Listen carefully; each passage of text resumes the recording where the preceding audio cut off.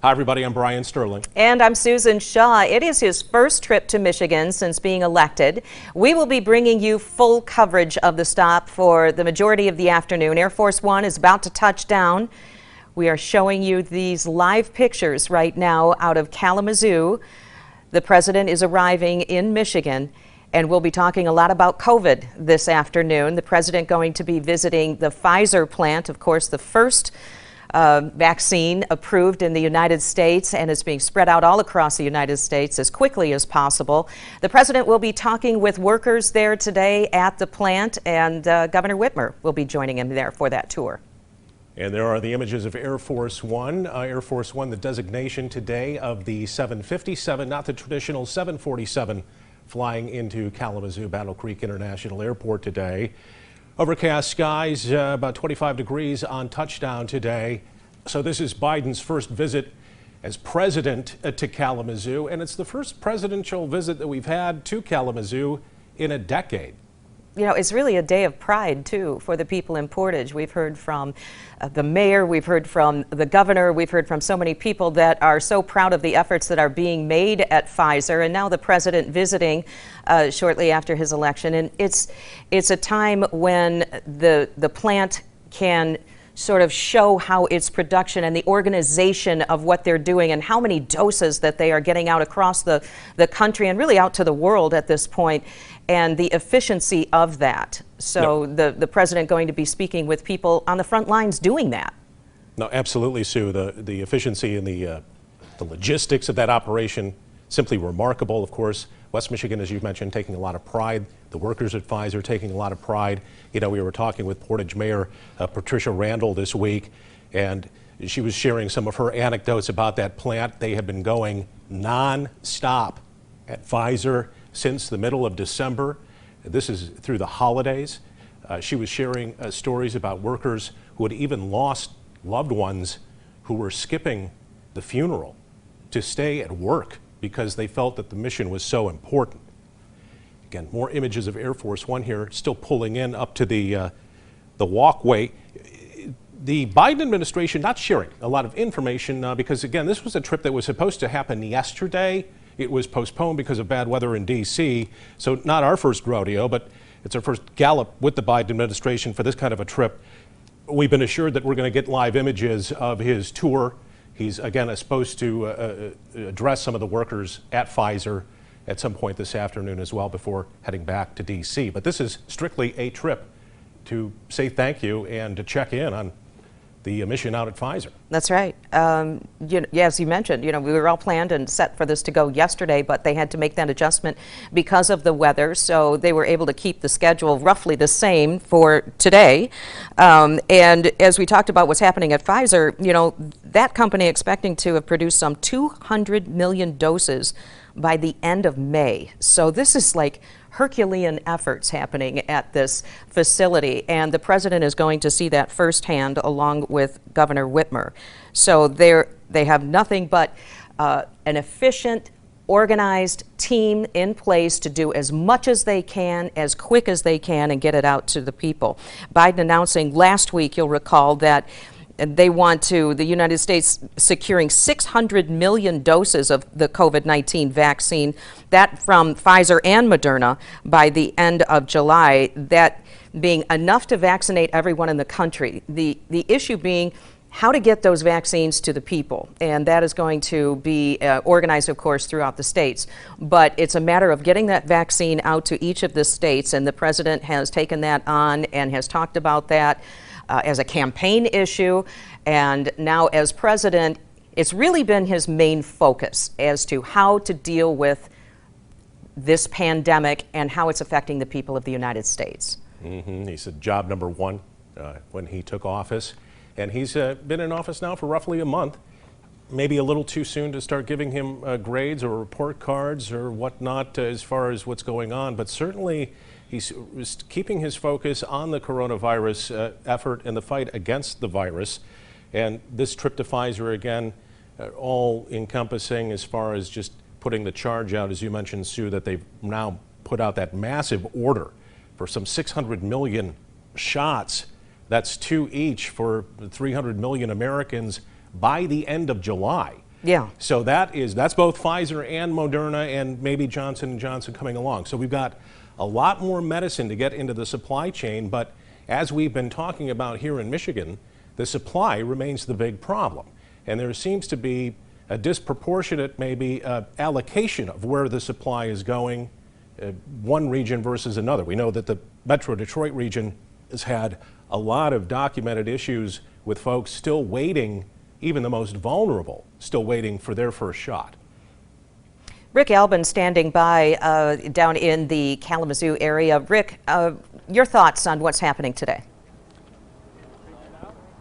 Well, I think today is really meant to highlight the importance that this president has put on COVID relief. And now it's really a two-track. One, and arguably the most important, is the one he'll be dealing with today. You've been talking about that.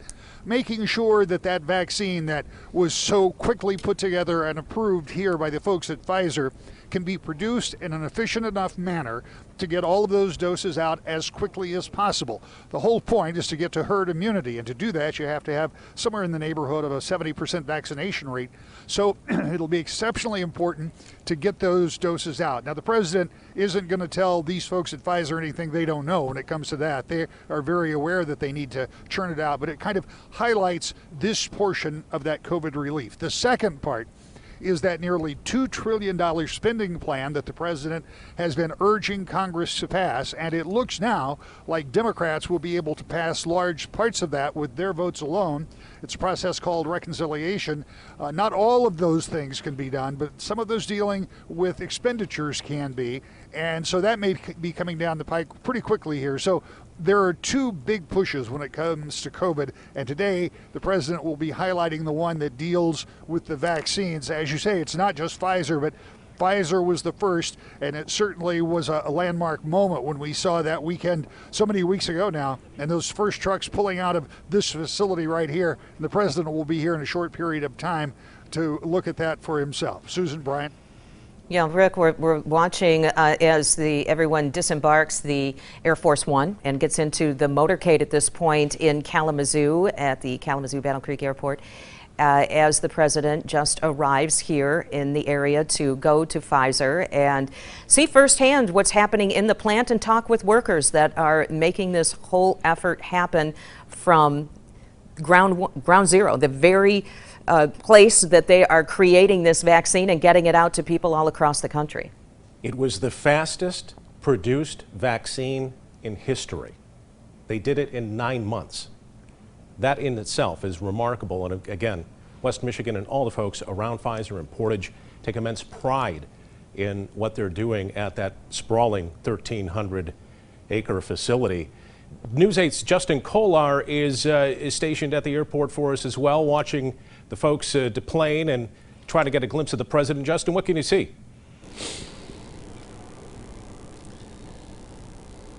Yeah, Brian and Sue, I luckily brought some binoculars with. I was able to see President Biden departing Air Force One here at the Kalamazoo International Airport, getting in his motorcade, heading over to the position where the rest of our crews are. He will then get on the road and head towards the Pfizer plant here. But what a remarkable sight. The clouds parted just in time for President Biden, our 46th president, to touch down here at the Kalamazoo Battle Creek International Airport here. The state definitely trying to give him a warm welcome with the sun shining here. And if you look off into the distance here, you can still see a few more people exiting the plane, getting into that pretty large motorcade here on the tarmac. We were positioned a little closer.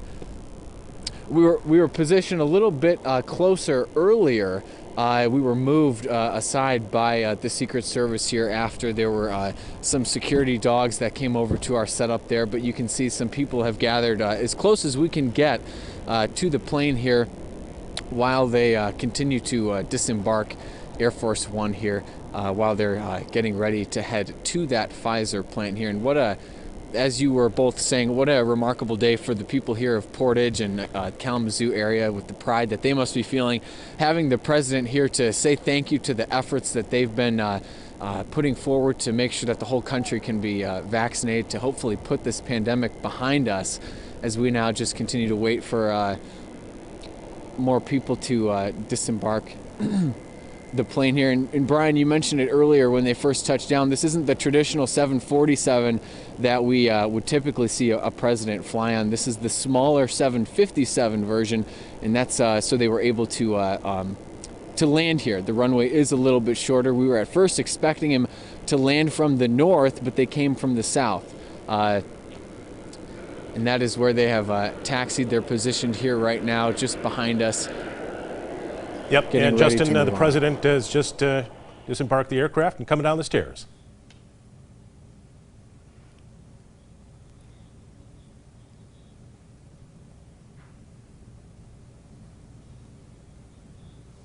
All right, very tidy, no crowd. Again, this is all COVID related. Obviously, usually there would be a large group maybe assembled along the fence line there. President often spends a little time shaking hands, maybe some dignitaries or local officials. The president simply coming down the stairs, getting into the limousine, and now headed off to the plant in Portage. No, that didn't take long at all. Disembarked the plane just moments ago. Blue skies down there, a little bit overcast with some of the clouds in the sky at this point. But you know, we've had some crazy weather through Michigan, this being a fairly clear day for the state of Michigan. And yeah. He had to cancel yesterday based on what was happening in D.C. with weather. And so, you know, the weather conditions look very good at this point, and it was smooth sailing for the president to land at the Kalamazoo Battle Creek Airport. Got off the plane just moments ago and got into the motorcade now, and they're heading over to the Pfizer plant. So, you know, the arrival here in Kalamazoo, steady, smooth, no problems there.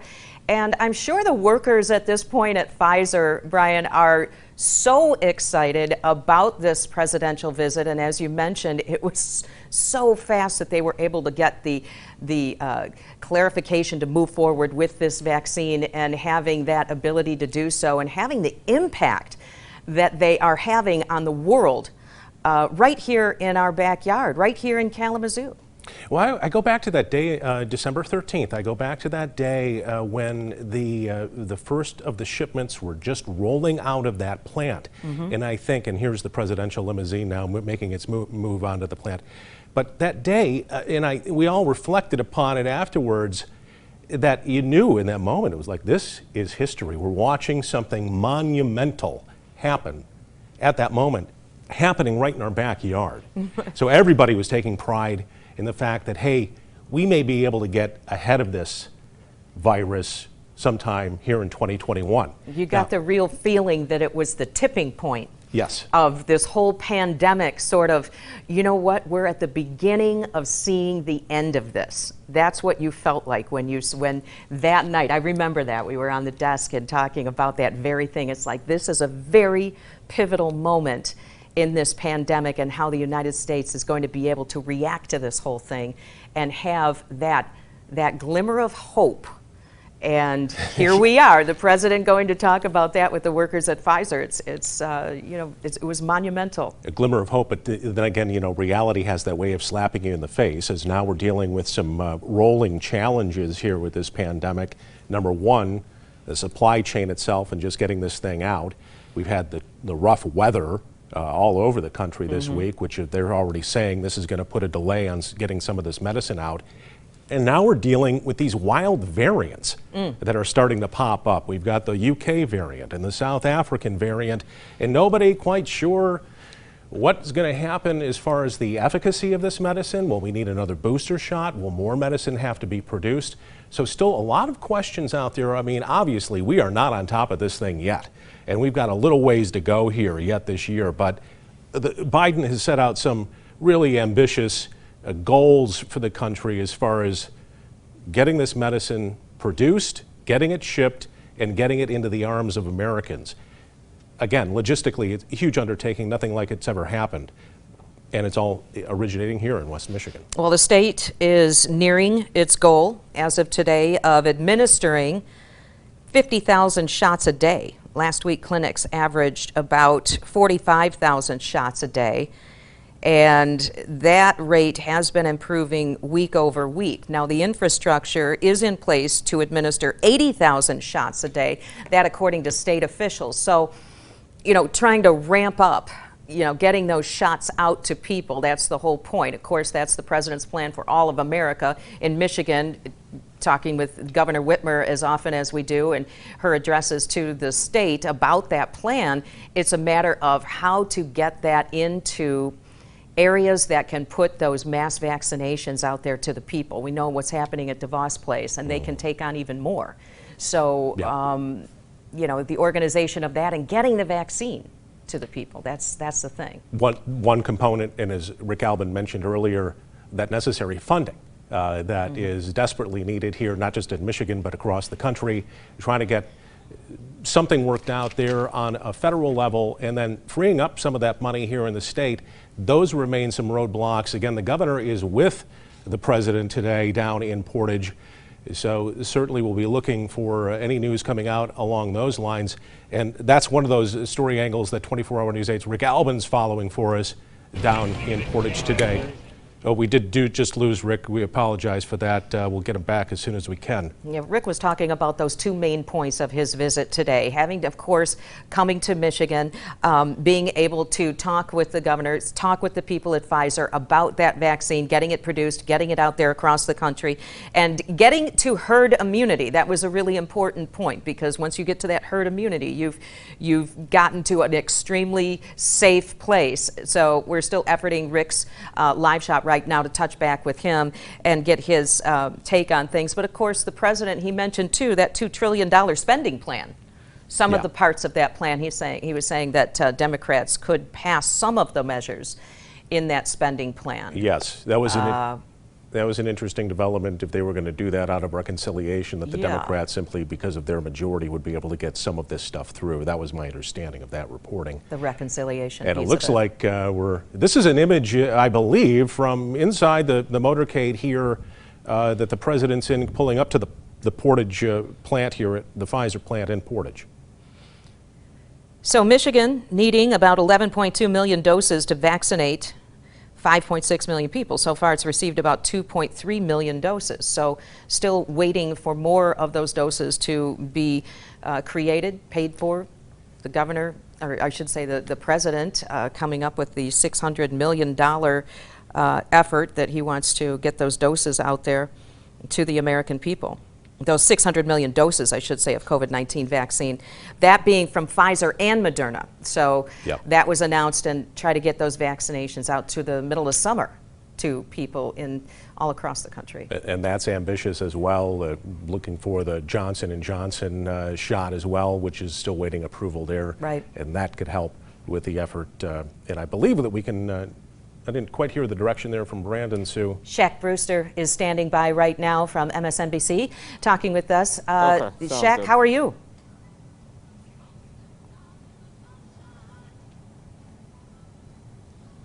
Shaq, how are you? I'm doing well, Brian and Sue. I'll tell you, one thing that we'll expect to hear from President Biden, and that many people will be wondering. Oh, yep, go ahead. No, you go ahead. I know we got a little bit of a delay, but I know that you've been researching. Hey, Brian.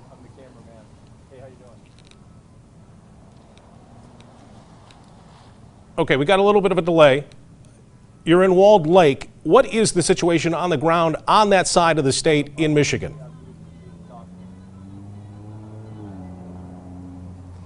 Yeah.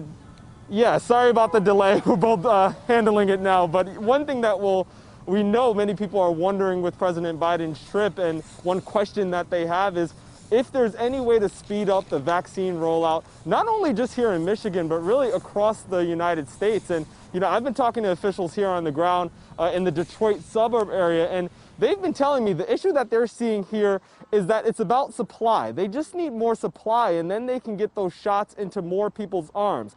Here in Michigan, they say there are now more people who are eligible for the vaccine, so that pool of people has expanded. There are more people who can now administer the vaccine, but that supply has not picked up with that. So you have the demand increasing with the supply staying the same.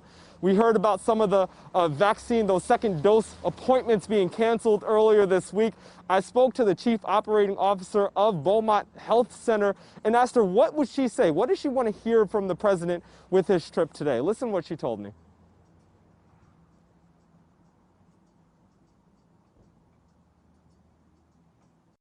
The president needs to know that we want to partner.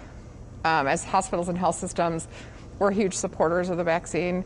to the extent that they can increase the manufacturing and encourage Pfizer, for example, Moderna as well, to do that and to get it to us as fast as possible. We want to help people get vaccinated. Because you did 114,000 vaccinations so far, you think you can do more?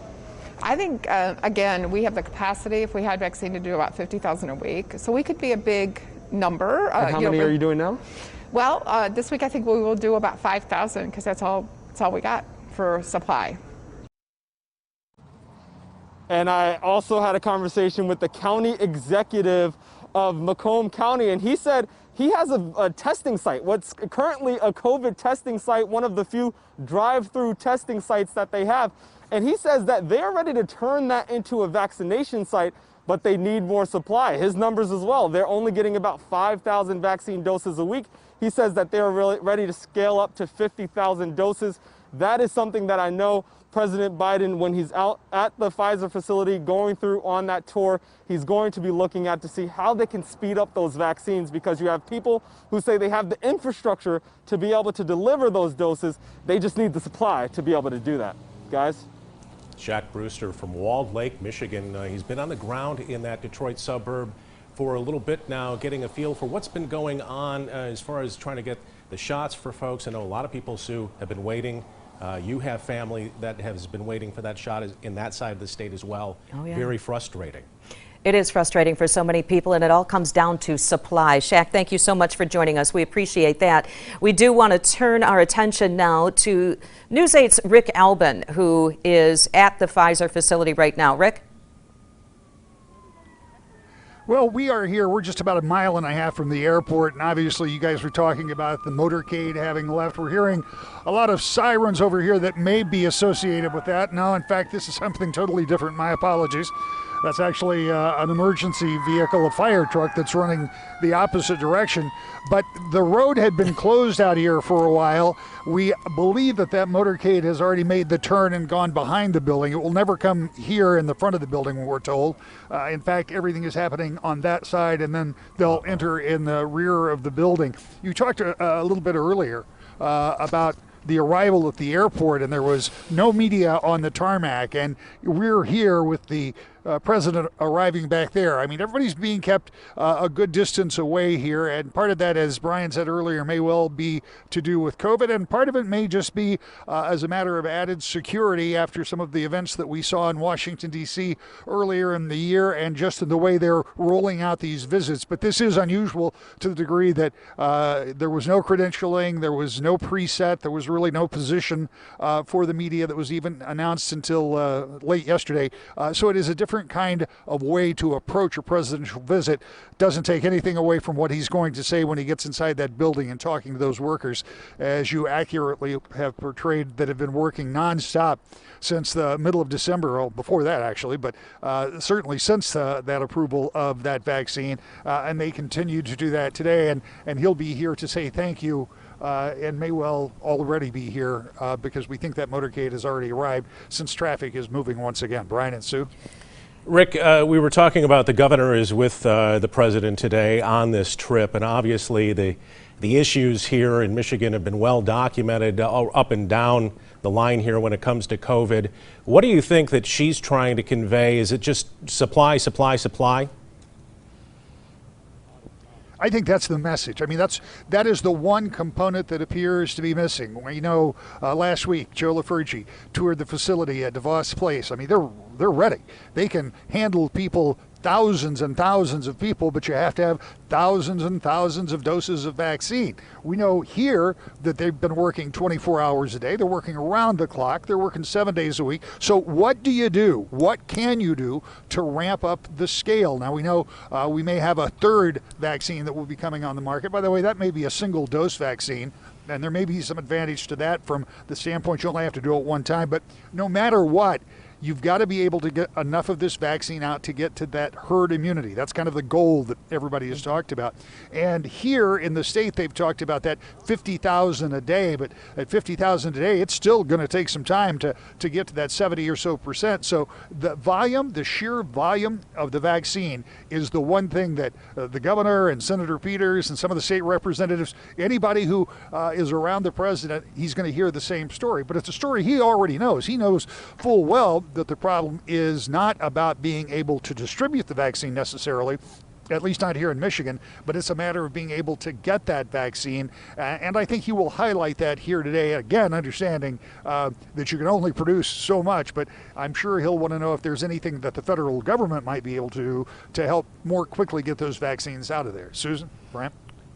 And Rick, talk a little bit about the spending plan that the president has, that he is proposing at this point, and some of the measures that may be able to be passed.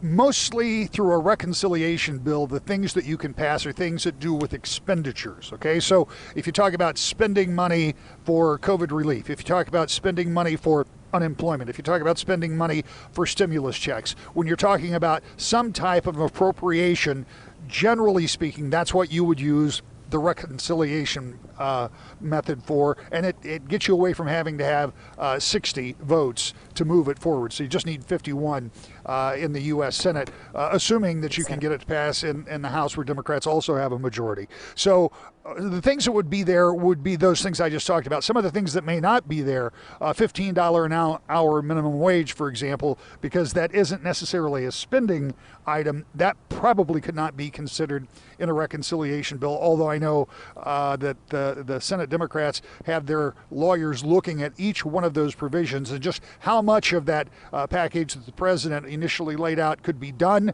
with a simple 51 votes is a little unclear, but it does seem that a significant amount of the spending could be done with just those 51 votes, and that's something that I suspect we're going to start hearing about in the next 10 days or so. Absolutely.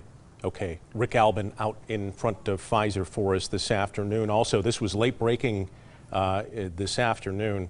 This is a report I'm quoting out of the New York Times, but there was a study in Israel that showed that Pfizer's vaccine works well with one dose, and it can be stored more easily than first believed. The FDA is not commenting on this yet, but this was a study out of Israel. But certainly, boy, wouldn't that free up a lot of supply? It would. I mean, quickly. Here's a look at the estimated schedule of President Biden while he's here in Michigan at 2:25. Let's see what time it is right now. Only in about 5 minutes. He should be arriving any minute now. He's just left the plane. He's left the Kalamazoo Battle Creek Airport, and he's on his way to Pfizer. He's right on time. He'll go through that tour, talk with some of the frontline workers at the facility. He'll be giving remarks at about 3:10, and he'll be talking to the workers there. Again, Governor Whitmer is going to be there for that event, and then fairly short trip. He'll be departing at the international airport at about 3:50. So he's stopping by. He's going through his schedule. He was supposed to be here yesterday, but because of inclement weather in the D.C. area, he had to postpone until today. But there's the schedule. We just got it not long ago to give you the details of his visit here. It's a brief one, but a very important one, and very important to the people and all the efforts that are being made at the Pfizer plant. When I look at that schedule, Sue, I'm reminded that the president was he loved to ride the train back and forth from Washington to his home district, so he knows how to stay on schedule here, because we saw that motorcade rolling in right at 2:25 there. So certainly, and we wanted to show this shot real quickly before the president took to the podium. We've seen a lot of backdrops in a lot of presidential visits, but nothing says science more than what you see behind where the president will be speaking today. Look at the equipment there at Pfizer as we take a look at some of this is what they've been doing. 2.3 million vaccines have shipped since December 13th. Think about that. 1 million of those coming out of Portage. 1 million plus doses have been given out. And we're making some progress as far as the coverage goes. 14.4% of the vulnerable population has been vaccinated, and that represents some 8 million people that are 16 years and over. So we're making progress. Obviously, it's going to take time. We knew it was going to take time. It's all about ramping up production. Certainly Pfizer's going to make their case, whatever they need as far as what the federal government can help them with. And talking about, again, some of that money as the folks continue to suffer and twist in the wind here with the restrictions still in place and everything else going on as we endure this pandemic. People need help. That's right, and we're talking about the first phase of people that still need help. Let's take a look at the latest vaccination data right now for Michigan. This is from the, okay, here's the cases. Let's go over that first. COVID-19 cases in Michigan. We've got 578,091 confirmed cases right now. This is in Michigan. 15,273 confirmed deaths. 888, I believe, new cases yesterday. And we have 85 new deaths, 72 from a records check. The positivity rate, the lowest we've seen in a long time, under 3%. And we wanted to get to that point. That was significant in the state of Michigan to get under that 3% mark. I think it's been since September that we've seen a number close to that after we had enjoyed kind of a breakthrough in the summer, and that was before we hit another surge during the holidays. So, and they chalk that up to 4 different factors. That it's a seasonal change because the weather is changing, but primarily it's because folks have been wearing their masks and practicing social distancing. The medicine has helped a little bit. Again, this is tape of Air Force One touching down, and the skies opened up as the president departed the plane today down in Kalamazoo. Right. If you're just joining us, the president has already has arrived at the facility in Portage at the Pfizer plant. And so this was just moments ago when he deplaned and was able to get inside the motorcade. Again, you know, not a huge crowd there, and that being because of COVID, of course, and whatever possible security measures, but it's the motorcade that left the airport just moments ago. Rick Albin standing by at Pfizer. Rick, what are you seeing at this point? Well, from our vantage point, I don't think we'll see anything. The president, I believe, is arriving on the other side of the building. This was the location that was designated for us to have our live positions, but we believe the motorcade came down and turned before they came in front of the building and went around behind. But as I say, it's impossible to see. We know it's a real short distance, 1.25 miles at the most. The president will be inside the building for 40 or so minutes before he starts speaking, maybe 35 minutes, and we'll speak to those workers in there. But it's important when you think about it in these terms. You have already talked about how rapidly this vaccine was developed, and that in and of itself is miraculous. But secondarily, once it was developed and approved, how quickly they've been able to roll out the doses. Now that sounds probably like a hollow promise to people who have been waiting already for several weeks to get it, and we know that there are supply problems, but it isn't because they aren't producing all they can produce. We also know that here in the state of Michigan, the emphasis has been very much about the distribution of that vaccine, and virtually everybody I think that we've talked about has said, look, we're ready to go. We can give out many more doses of this vaccine if we only had it, and we think that's part of the conversation today. What, if anything, can you do to generate more vaccines more quickly? But I think the other part of the conversation is going to be something really simple, but something really important. The President of the United States is going to say to these folks in this building, thank you. Thank you for your hard work and determination in first coming up with the vaccine, and secondarily, thank you for your extraordinary work in getting that vaccine produced and really being on the front line. And I think a lot of times you can make too much of exactly what contribution is made in some circumstance, but there is no denying that these people in this building took the first major step in finally shutting down a pandemic that we hope will be shut down very soon. And I think the president's going to express that in the next hour or so here. Susan and Brian. Such an historic and pivotal time in our history. Rick, thank you for your insight on that. And Brian, you know, when you talk about the vaccine and the impact that it's going to have on so many Americans, here's hoping that when the president does arrive and is talking, or when he's in there now talking with people at Pfizer, he's going to be able to glean more information about how to get that vaccine out there more, how we can ramp up production even more, and maybe, you know, we'll hear some details about that as he comes out of his meeting there at Pfizer today. Certainly. And it's my understanding, too, is these are some of the images inside the Pfizer plant there in Portage, that you're looking at these are the refrigeration units that are used to store the medicine prior to its being shipped out of that facility. And this, again, was technology they all had to build on the fly, whether or not they had the volume of these refrigeration units. They had to account for that as they were mixing this medicine, all this process unfolding over a 9-month period last year before it was approved in December and then finally shipped out. So again, Pfizer, as we've been talking about, they want to show off some of their technology. Obviously, they want a little bit of a victory lap here for their accomplishments, well-deserved accomplishments over the last year.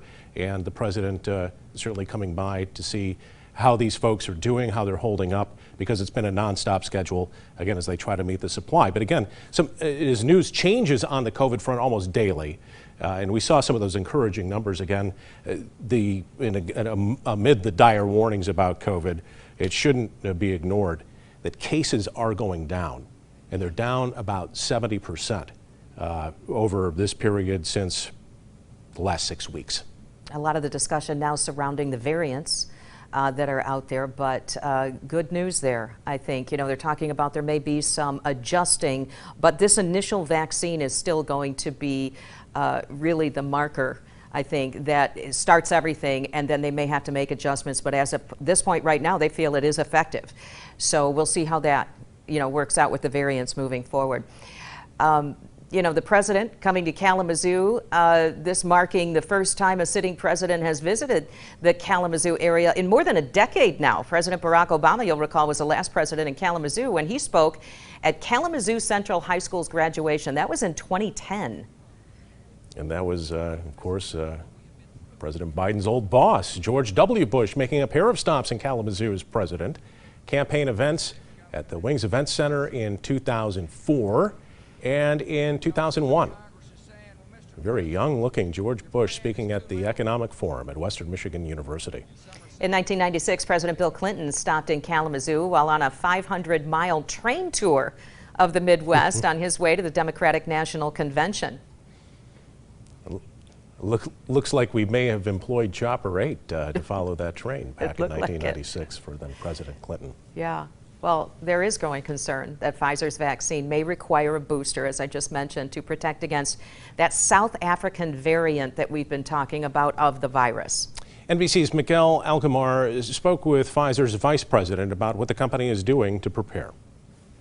The third wave is finally crashing. In all 50 states, COVID cases have decreased in the last 30 days, 12 seeing a drop of more than 50%, including California, the Golden State, red hot with infections just a month ago, now at its lowest levels since before Thanksgiving. We are in a very different place than we have been because of all of your hard work. Still, infectious disease experts warn the progress may not be permanent. As variants of the virus spread rapidly, the South African strain, now detected in Nevada, may have the largest effect on vaccine potency. What worries you most about all of these new variants? The thing that really worries me most is that people are going to lose confidence in the vaccine. We are preparing for the possibility that there might need to be a change in the vaccine later. While some eligible pregnant women have already chosen to get a vaccine, Pfizer is now moving forward with clinical.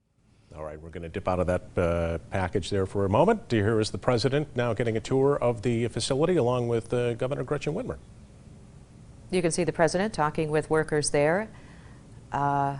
A little fist bump there, and talking about the efforts that are being made, and as I mentioned earlier, really Herculean efforts to get this vaccine produced as quickly as possible and out to all across the country and really the world to get this situation under control and this pandemic behind us.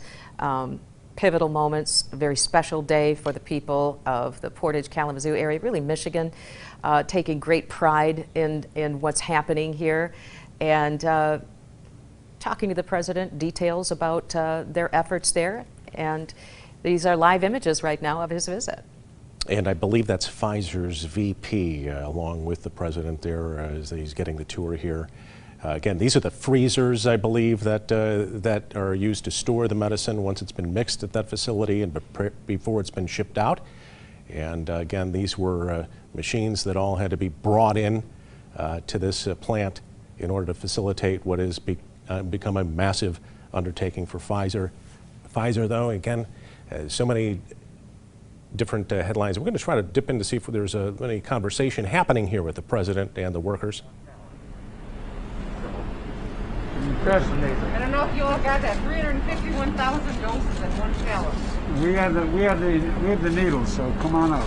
Come on up. So we're going to have an individual prepare the pallet for the freezer. And we will be loading the freezer here as well. They move fast, yes.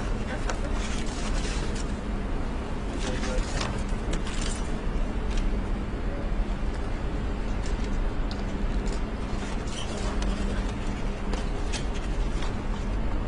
This pallet has 5 components here, 5 cabinets that they were loading this whole pallet on 60 bundles. You will show the demonstration now. Let's begin, fellas.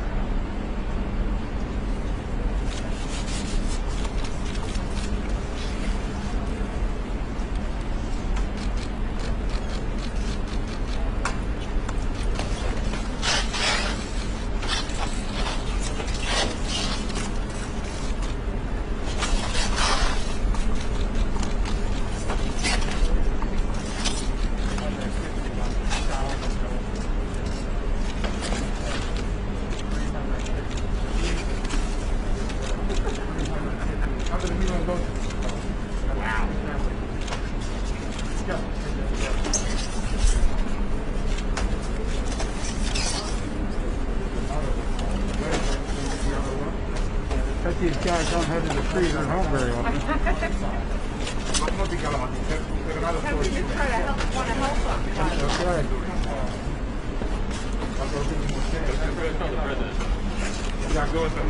That's it. Tell the president this. I didn't. I was going to say this for the timer, but how long does it take you to do? It takes about 2 to 3 minutes. About 3 minutes. Yes. Yes. And the amazing thing about this is that we have 350 freezers in this warehouse. And this section right here is 351,000 doses. So we load every single freezer in this warehouse that's over almost 130 million doses. So it's amazing. We just signed up to purchase 600 million from Pfizer as well as That's amazing. That's amazing. that one won't come, so we'll have it all by July 31st. Yeah. And it's coming in front. Right. You heard the audio there as the president was being shown how they managed to stock those freezers there. You were looking at 351,000 doses of the vaccine being put into those freezers. And you can see that the workers have a very set routine to get this efficient and in operation and out to whoever needs it. If this wasn't so deadly serious, there was a Charlie and the Chocolate Factory reference there somewhere in that video, but you see the precision in which the workers undertake to get that medicine into that freezer with very little delay so that none of these doses are spoiled. See that the workers have as you're taking a look at some of the images coming in here from the plant. The other remarkable statistic to come out of all of this enterprise of trying to ship the vaccine once it's produced, there have been very few incidences of the vaccine being spoiled in transit, or all of the worries that folks might have had, like, oh, what could go wrong? So far, that has also been operating at a very high rate of efficiency in getting what medicine is available out without very little loss of product whatsoever. You really feel like every drop of this stuff is precious right now. Oh, it absolutely is. And it has been efficient, very efficient. And you can see the president, these are live images inside the Pfizer facility as the president goes through the tour with Governor Whitmer and getting a look at sort of their operations there and how they are executing whatever they need to do in order to get those vaccines created, stored, and shipped.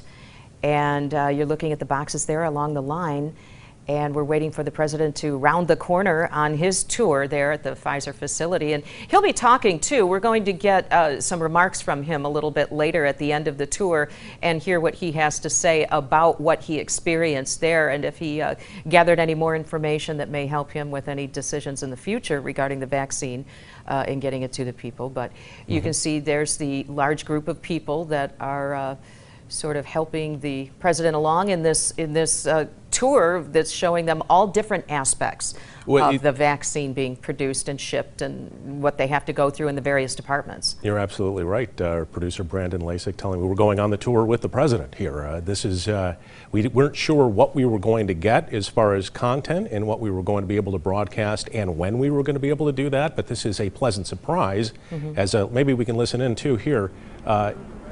That we're able to go along on this tour live with the president right now.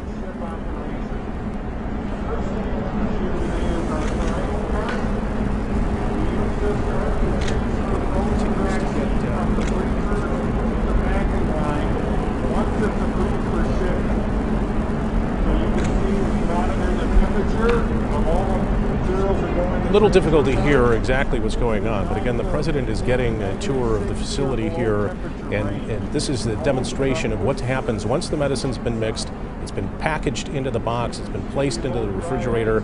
Now here's another cooling unit for the medicine before it leaves the facility.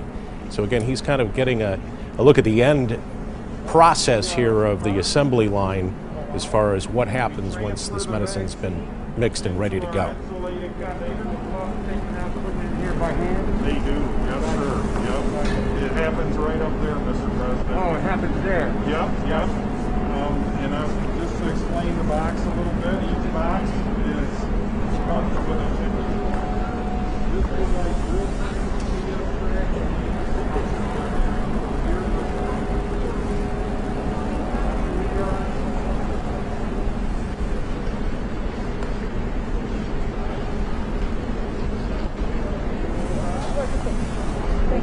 I've never had the opportunity to tour the Pfizer plant, Sue, but it's exactly how I thought it would look. Yeah, it looks spotless and it looks incredibly organized. You can see a lot of media there has been allowed to stay behind the barricades there that they have. One of the workers explaining to the president how it is packaged before it heads out the door. A lot of questions there being answered by the president, understanding the entire process of exactly what they experience on a daily basis around the clock to get this vaccine out across the country to people so that they can put shots in arms and get everyone vaccinated and hopefully put this pandemic to an end completely.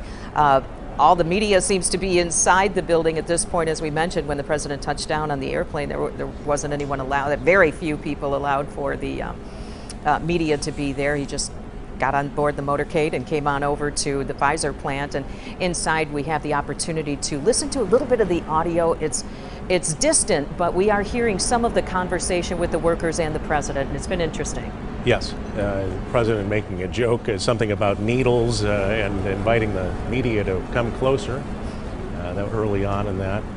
As again, the president and the employees following proper protocol here, and even double masking, it appears, on this tour through Portage today. And just thinking about the president himself, again, that he's only been in office about a month, 30 days. And this is maybe his second trip out of Washington.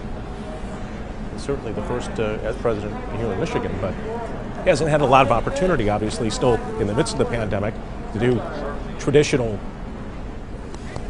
events as president. So this is even in itself an anomaly as he's headed out of D.C. for this particular trip. Again, postponed. It was supposed to happen yesterday, instead happening on this Friday. The president now coming to a different part of the process. He's talking with another one of the workers there and their role in the entire process. So he's listening and learning a little bit more about it. Let's listen in and see if we can hear what they're saying. Lines, which is equivalent to 700,000 doses per hour of product that we can ship out of these 2 lines. So it's really good. We've got them running. We plan on having them in production probably late next week. So we're that close. We just have to finish the commission. So these have just been put in? Yes. So you haven't run these lines yet commercially? That's correct. Good, that's it. We've run the other 3 lines over there commercially at this time. These were just installed. And you received great help from your administration in bringing the equipment much earlier. Yeah, that's what I was wondering. I was made aware what you're asked to do to help. Yes, I didn't know whether this was a particular spot there. Yeah. I'll be darned. So, yep, it's been a very fast concept. And when will this line begin to run? We will finish the commissioning of it next week. Good. Good. Let me ask you whether you have the lipids that you need to make the vaccines that Americans and people will need. We do. We have significant improvements in the capacity of the lipids. They were indeed one of the raw materials that were a bottleneck. But right now, thanks to a lot of things that we have done, including helping from the Biden administration in rated orders through the Defense Production Act, we feel that we are now going to run in capacity. So good news in terms of manufacturing capacity. We will improve our weekly shipments more than double from the next week. Do y'all plan to discuss the study showing that the 1 dose of the Pfizer vaccine is effective and therefore there's a consideration about delaying a 2nd dose? Can you repeat the question? The study showing that you could delay the 2nd dose of the Pfizer vaccine? No, there's no study or so There's no study. We haven't studied, unfortunately, the delay. We only have data up to 21 days when we administer the 2nd. We do not know what will happen if we wouldn't administer the 2nd, how long this duration of immunity will last. But are you looking at that idea of only doing 1 dose and delaying the 2nd one so you can then vaccinate more people? We don't think it will work with one right now. You don't think it'll work? No, but we are looking at it. Okay, thank you.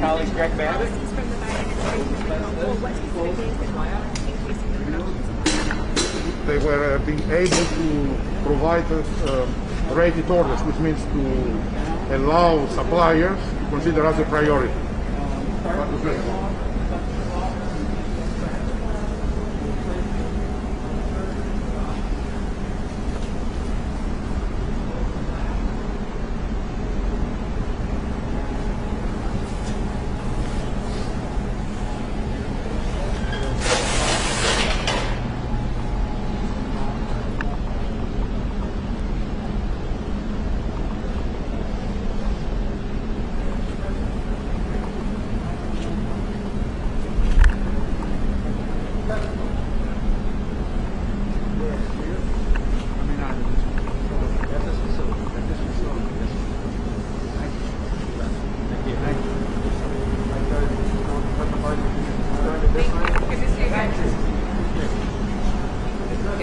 It's interesting because when do you have the opportunity to really see the inner workings of what goes on at Pfizer, especially in this capacity with the vaccine and the importance that it has on the world?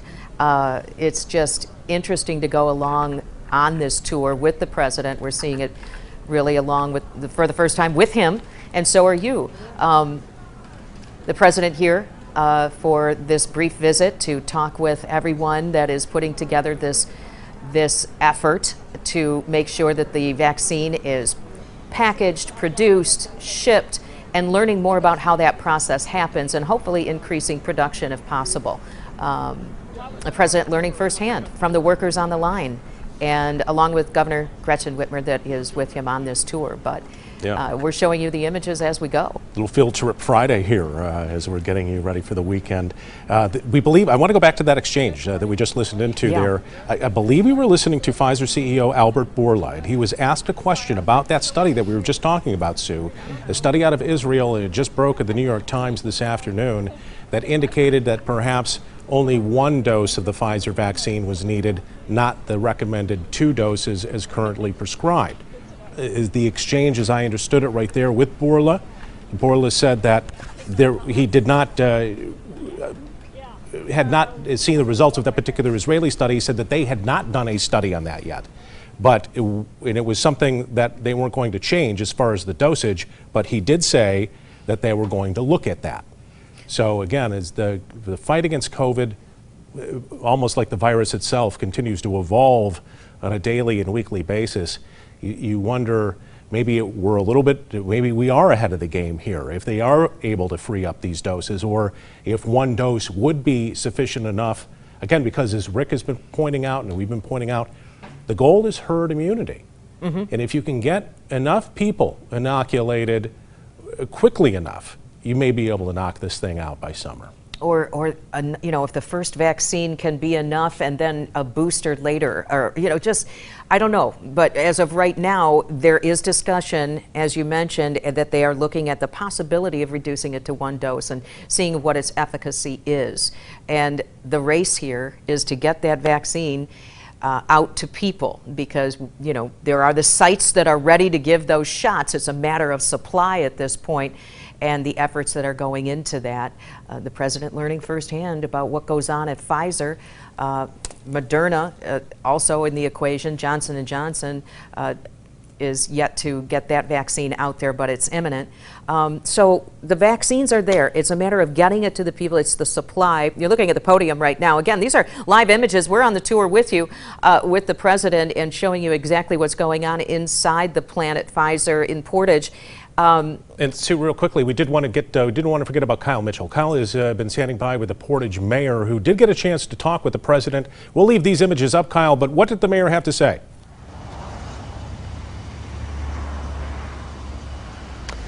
Well, Brian, I actually have Mayor Patricia Randall here with me live. She just met with the president really minutes ago. We're just down the street from the Pfizer plant. Mayor, what can you tell me about what the president said to you and what you said to him? I just told him that I was very honored that he came to the city of Portage, and that, you know, we have a lot of people here that have been working hard to keep this vaccine going, and I was very happy that he prioritized this in the very first months of his presidency. We need to get more vaccines in arms. What has it been like having Portage, you know, such a focus around the world and around the country because of the Pfizer plant and the work they're doing with the coronavirus vaccine? I think it speaks to the world-class talent that we have here in Portage and the type of community that can retain this type of talent. And if you're going to be in the national news, I'm glad it's for something so positive. How big was the crowd of you know, local politicians and leaders that met the president? I know you guys had to take some COVID tests, and there were some precautions that were taken. There were 6 of us, actually. It is not a public opportunity, and that's why we were grateful to get in. You had to wear the KN95 mask and a double mask to get anywhere near the president, but we fist bumped, and he's very personable, very warm, and very gracious. All right. Also want to ask, you know, what has it been like, you know, seeing all the vaccines go out? You know, the day that first truck rolled, I know we were all outside that plant. What was it like when you saw that and all of the attention received and the recognition received? Well, it was a miraculous moment, and I think it gave hope to the entire world. And I know I received a lot of contact information from people I hadn't heard from in years, that their eyes had been on the city of Portage. So again, it's positive news, it's hope for humanity, and I am honored to be a part of it. And just what has it been like for the community and the pride that they have in this vaccine, in the work that is being done? I think the community is very proudful of all that's been going on. You know, it's almost impossible not to know somebody that has worked there or been related to, or a neighbor. I mean, the Pfizer employs 2,500 people in the city of Portage. They're our largest employer, and so everyone has rejoiced with them. All right. Well, thank you very much, Mayor. I do appreciate your time. Again, we're just down the road from that plant. You can see the road is back open. This is where President Biden's motorcade came out of the airport parking lot and then just went right down the street to that Pfizer plant, just a short drive down the road. We'll send it back to you guys in the studio. All right, Kyle Mitchell there. Yes, definitely wanted to get to Kyle there with the mayor of Portage, Patricia Randall. All right, we good? We've been talking with her this week, and she has just been beaming with pride, well-deserved pride, but as mayor especially, what a unique position to be in, to be able to root for your own hometown when the eyes of the world are on the accomplishments that are happening there. So taking a look at the president's estimated schedule again, he's been moving along pretty well here as we've been taking this tour with him. He's on the tour right now, and we are expecting within about 15 minutes or so, he's going to take to that podium, perhaps maybe even sooner. As we saw, they started to inch up to that podium at Pfizer, and he'll make some remarks there. And then he's back onto the plane and headed back to Washington, D.C. this afternoon. It's been really interesting to go on that tour with him. We didn't know, as we mentioned, what we were really going to get today because this has been rescheduled, and the images that we were going to get, if we were even going to be able to see what's going on inside of Pfizer. But we've been able to go on this tour with the president step by step to see what's going on in there, and it's very interesting and organized and efficient. And I know that the president has been asking some very pertinent questions as to whether or not his understanding of the production speed and how they can get some things together and get this out to the people that need it. Rick Albin standing by live at Pfizer. Rick? Yeah, it's very interesting in what you're seeing back there, and obviously I'm not privy to those images, but it is very interesting that we're getting live pictures of the president talking with those folks at Pfizer, because this, as a matter of course, has been a very unusual visit of a president. We didn't have the same type of notification. We didn't have the same type of guidance. We didn't have the credentialing. We didn't have the area set up that we had to arrive at 6 hours before the president. All of those things are things that over the past number of decades we've become used to. That's just how it works. But it's not how it worked this time, and quite the different, and quite a difference when you consider that there was no media except, and I should point out, the media that is with the president now is what's called the pool. They flew with him from Washington. They were on that airplane. They will travel with him in the motorcade. They'll be here at Pfizer. They'll travel back with him. To my knowledge, there is no one local in that pool at all. So that is just the traveling press that is with the president. But we're still able to see and hear those images from inside. And as you pointed out, Sue, listen to some of the questions that the president was asking, and also learn a little bit about the process. And it even sounded like they have another line that may be coming on sooner or later, and that the production could be increased. So, I mean, there's some just bits and pieces that we're hearing that are obviously encouraging, but maybe the most encouraging thing is that the president of the United States recognizes the importance of the vaccine, and not just the Pfizer vaccine, but this was the first in the nation, and this is the place that it originated, and this is his first stop as he comes back to Michigan. Brian pointed out too that he hasn't been very many places at all.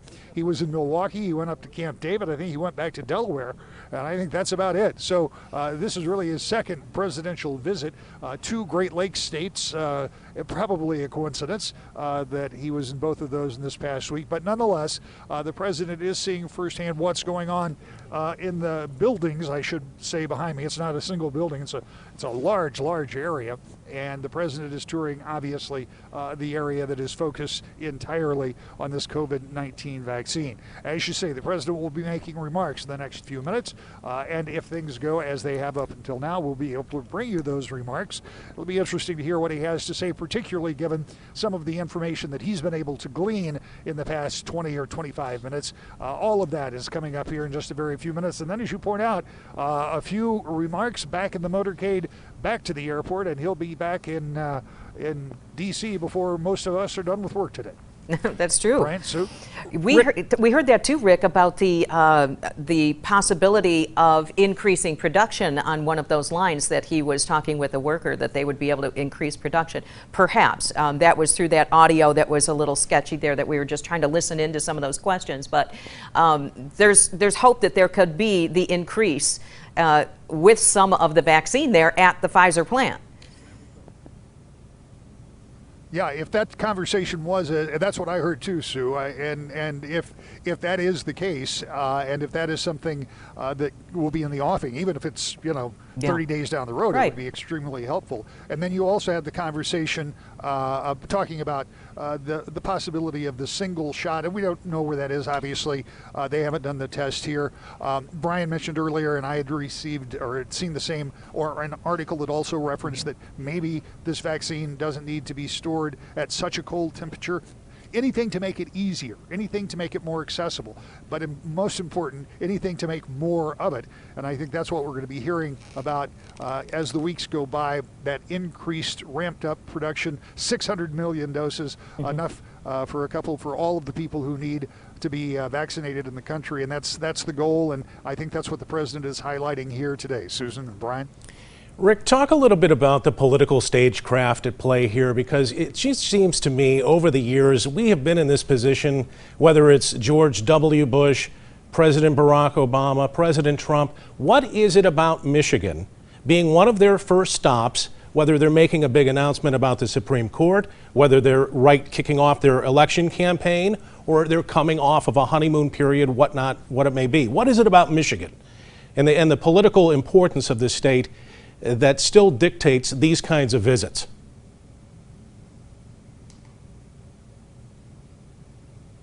Boy, I had a great question. Oh, there he is. Politics for a number of different reasons, but I think the real question is, when you have a state like Michigan that remains in play over a number of decades, and let's keep in mind, the Republicans won this state 4 years ago, and that was the first time since the 80s. So Democrats have done very well here, but there has always been that sense that Michigan is in play. But it's not just about politics. It's also about the practical nature of it. When you think about George W. Bush, when he came to Michigan during the time that we were re-engaging in Afghanistan and in Iraq, there were some real practical reasons for him to reach out to some of the Arab communities here in the state of Michigan. I remember one day he had a long meeting with Arab leaders over on the east side of the state, because he wanted to make sure he was communicating why we as a country were doing what we were doing.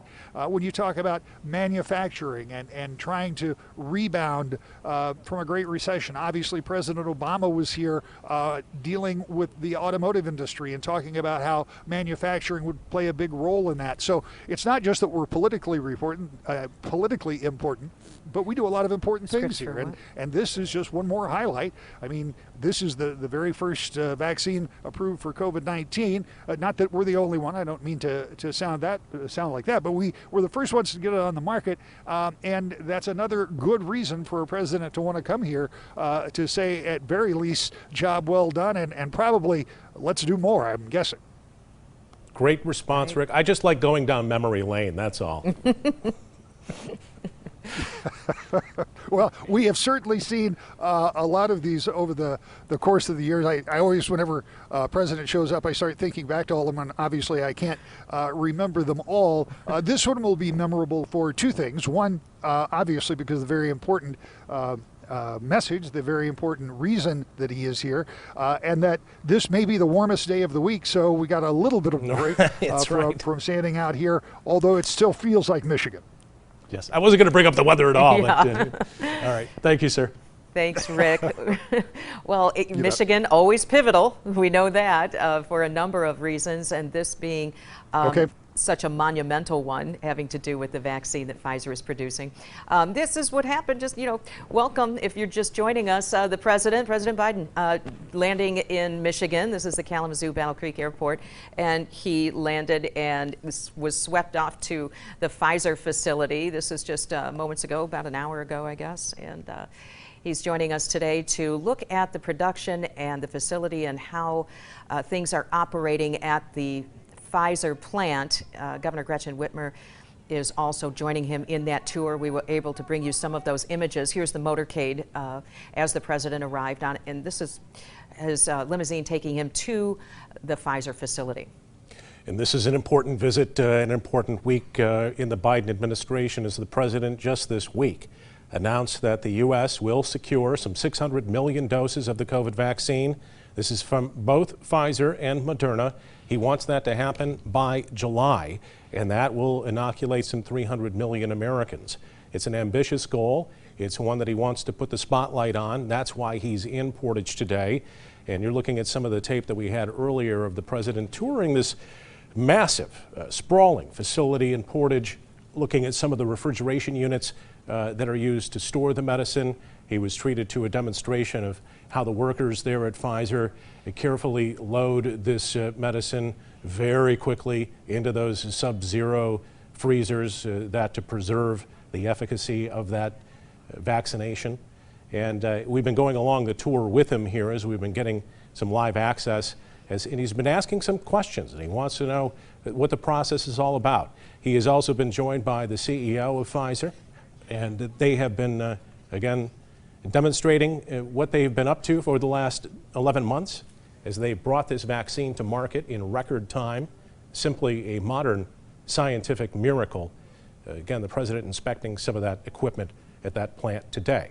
Some of those vaccines going out starting in December out of Pfizer. These are live images right now. We're waiting for the president to give some remarks at the podium there as he continues his tour at the Pfizer plant. Michigan needing about 11.2 million doses to vaccinate about 5.6 million people. It's all about supply. We've been talking about how we're dealing with putting an end to this pandemic. It seems like there's the infrastructure is in place to get the vaccine administered. It's a matter of getting the supply to those locations so that people can be vaccinated.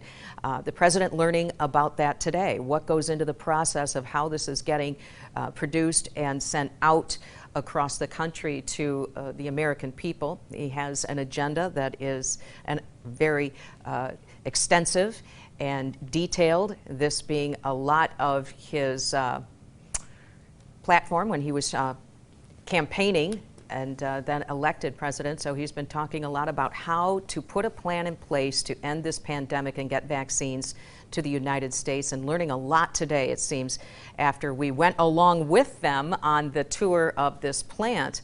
Very interesting images and questions inside the plant to the workers that are making this all happen. Absolutely. There's a banner off to the side there at Pfizer. I believe the banner reads, "Science will win." And you think about how science has been under assault as of late, and a lot of the questions surrounding what were the best protocols in order to fight this virus and what was going to be needed in effort to get a hold of it, and even recognizing that the virus was indeed as deadly as it is. And here we are at a plant in West Michigan that has been front and center as far as developing what could be our best hope against getting this virus under control. And the president wants to recognize that, and we expect that his remarks will reflect those sentiments as he looks to get this under control. Again, been priority job one. As we take a look at Senator Gary Peters there in the foreground, one of the dignitaries along on this tour. We also saw the governor of Michigan as well. Some of the media invited inside the Pfizer plant on this tour. No media at the airport at this time, but it's interesting just to see this, the mechanics of what we're looking at right now as the backdrop for at the president's station there where the podium is, so that he'll be able to give his remarks. But you get the impression, I guess, when you start thinking about what goes on inside that plant to produce this vaccine, it's just interesting to see the inner workings, and we're learning about that as we go on this tour with you. and the president. And think about this, Sue. This is a facility that is 1,300 acres in size. We're getting a slice of, I guess, the end product there, or it's all come out, it's ready to be refrigerated and put onto the trucks and the planes to be shipped out. But I'm impressed with the stagecraft here down at Pfizer because, again, I don't know if you could have found a more scientific-looking backdrop in which they have been treating us to this afternoon. And they're working on this 24/7. The plant is in operation and they're aware of the variants and how they may have to adjust to that. Talking today about a report that it may only need one dose of the vaccine to be effective. A lot of moving parts to this, so they're on it, they're working through it. It's a matter of getting that vaccine out to the people. Right now, it's a 2-dose situation for the Pfizer vaccine. And we've got some people rounding the corner here waiting for the president to approach the podium. Not quite yet. Rick Albin is standing by just outside of the facility. And Rick, this is just such a massive effort that's gone into place here to get this up and running in such a short amount of time.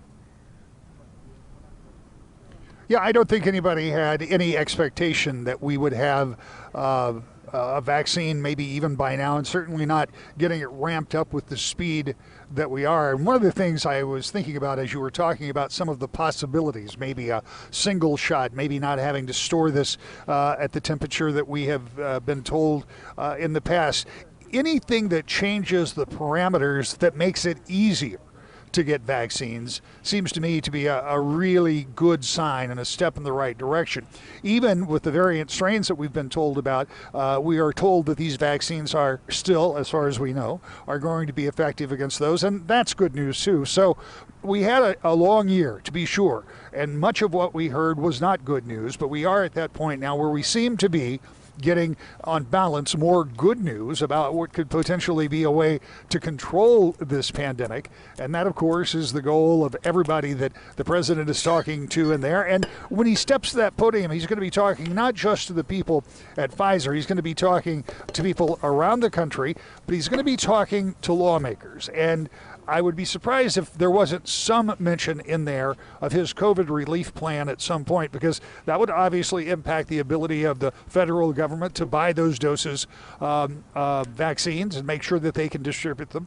It would also make a big difference to a lot of people that, Brian, you pointed out earlier today. There are thousands and thousands of people, many of whom from the service industry, that haven't been working for most of the year. We will lose untold number of restaurants that just won't reopen, and that's a lot of jobs, and hotels, and just all along. I mean, there are a lot of people out there that are reeling from the economic impact of this, and the president is aware of that and has asked Congress to do something about it. So I wouldn't be surprised if that comes up during his remarks here today, because when the president speaks, he has a very broad audience, even if it is in a more confined circumstance. So he's cognizant of that, and I think that in a few minutes it'll be interesting to hear what he focuses on, but we know a lot of that focus is going to be simply to say congratulations and thank you to the folks at Pfizer. Sue, Brian?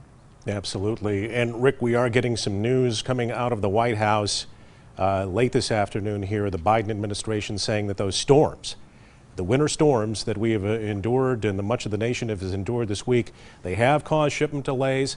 We're looking at some 6 million coronavirus vaccine doses across the country that have been delayed.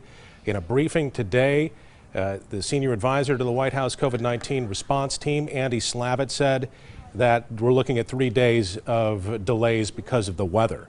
They're expecting those doses, though, to arrive sometime next week.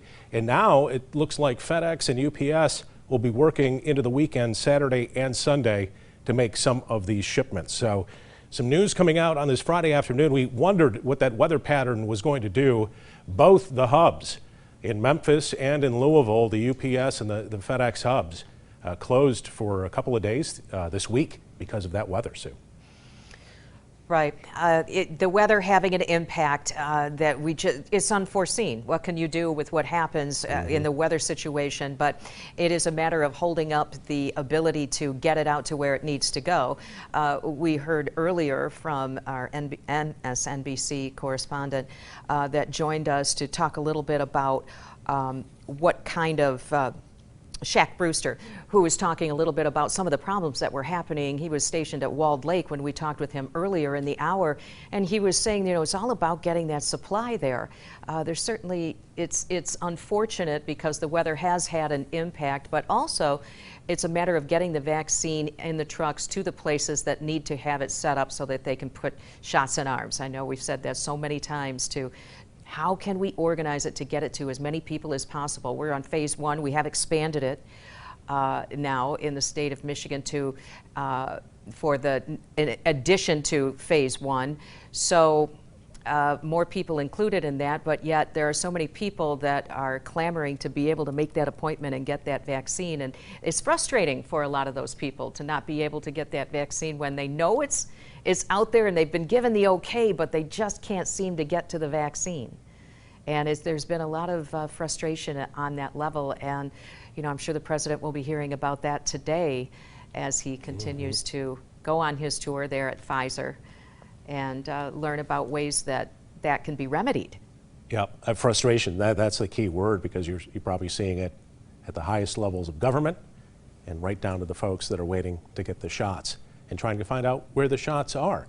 A lot of anecdotal evidence that we've been hearing from the clinic that they opened up down at DeVos Place this week.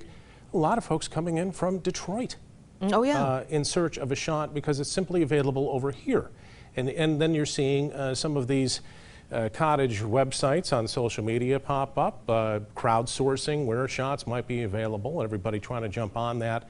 And so it's become, unfortunately, somewhat of a competition, perhaps, to try to get an angle on how to get a shot the fastest. Where you can go, where you can secure your spot. Here's some of the COVID-19 cases in Michigan, some of the stats for you. 578,000 more than confirmed cases. 15,273 people have died from COVID in the state of Michigan. 888 new cases reported yesterday, 85 new deaths, 72 of those from a records check. And we are below 3% on the positivity rate. It's 2.85%. So that being good news, we wanted to get there. We wanted to get under 3%. That was very important. And so it's good to see that number because you know there's progress. You know there's progress in that. So the numbers are showing signs of improvement really all across the country as well as here in the state of Michigan. And we have to take note of that and find those moments of hope and know that we are working through this. It's just a matter of getting to that vaccine. Now, there is growing concern that Pfizer's vaccine may require a booster to protect against that South African variant of the virus that we were talking about. One of the things that they're talking about today, and NBC's Miguel Algamar also spoke with Pfizer's VP about what the company is doing about that. The third wave is finally crashing. In all 50 states, COVID cases have decreased in the last 30 days, 12 seeing a drop of more than 50%, including California, the Golden State, red hot with infections just a month ago, now at its lowest levels since before Thanksgiving. We are in a very different place than we have been because of all of your hard work. Still, infectious disease experts warn the progress may not be permanent, as variants of the virus spread rapidly. The South African strain, now detected in Nevada, may have the largest effect on vaccine potency. What worries you most about all of these new variants? The thing that really worries me most is that people are going to lose confidence in the vaccine. We are preparing for the possibility that there might need to be a change in the vaccine later. While some eligible pregnant women have already chosen to get a vaccine, Pfizer is now moving forward with clinical trials. Next, protecting children. Studies are currently underway on kids 12 to 15. The next age group, 6 to 11, before focusing on those even younger. It will take time because we are cautious as we go in children. So the younger we get, the further out it goes because we are cautious. Meanwhile, despite top doctors warning of an initial scarce supply of Johnson & Johnson's vaccine, the company is now looking into double dosing their one-dose shot to improve efficacy. Whether they do or not is not going to affect the 100 million doses that we're going to get. But as millions wait for their vaccine, a clog in the distribution pipeline is causing confusion. Well, I learned that today's appointments were canceled just by coming here. Frustration and fear, but also hope on the horizon. That frustration, again, it's interesting to see how everyone is set up. You know, we have the DeVos situation, the DeVos place. They have an incredible operation set up, ready to go, and they're ready to expand that. Just get that vaccine to them. That's an impressive operation. Oh, and you heard President Biden approaching the podium now. We'll listen into his remarks, and we'll hear from, looks like, Pfizer CEO first.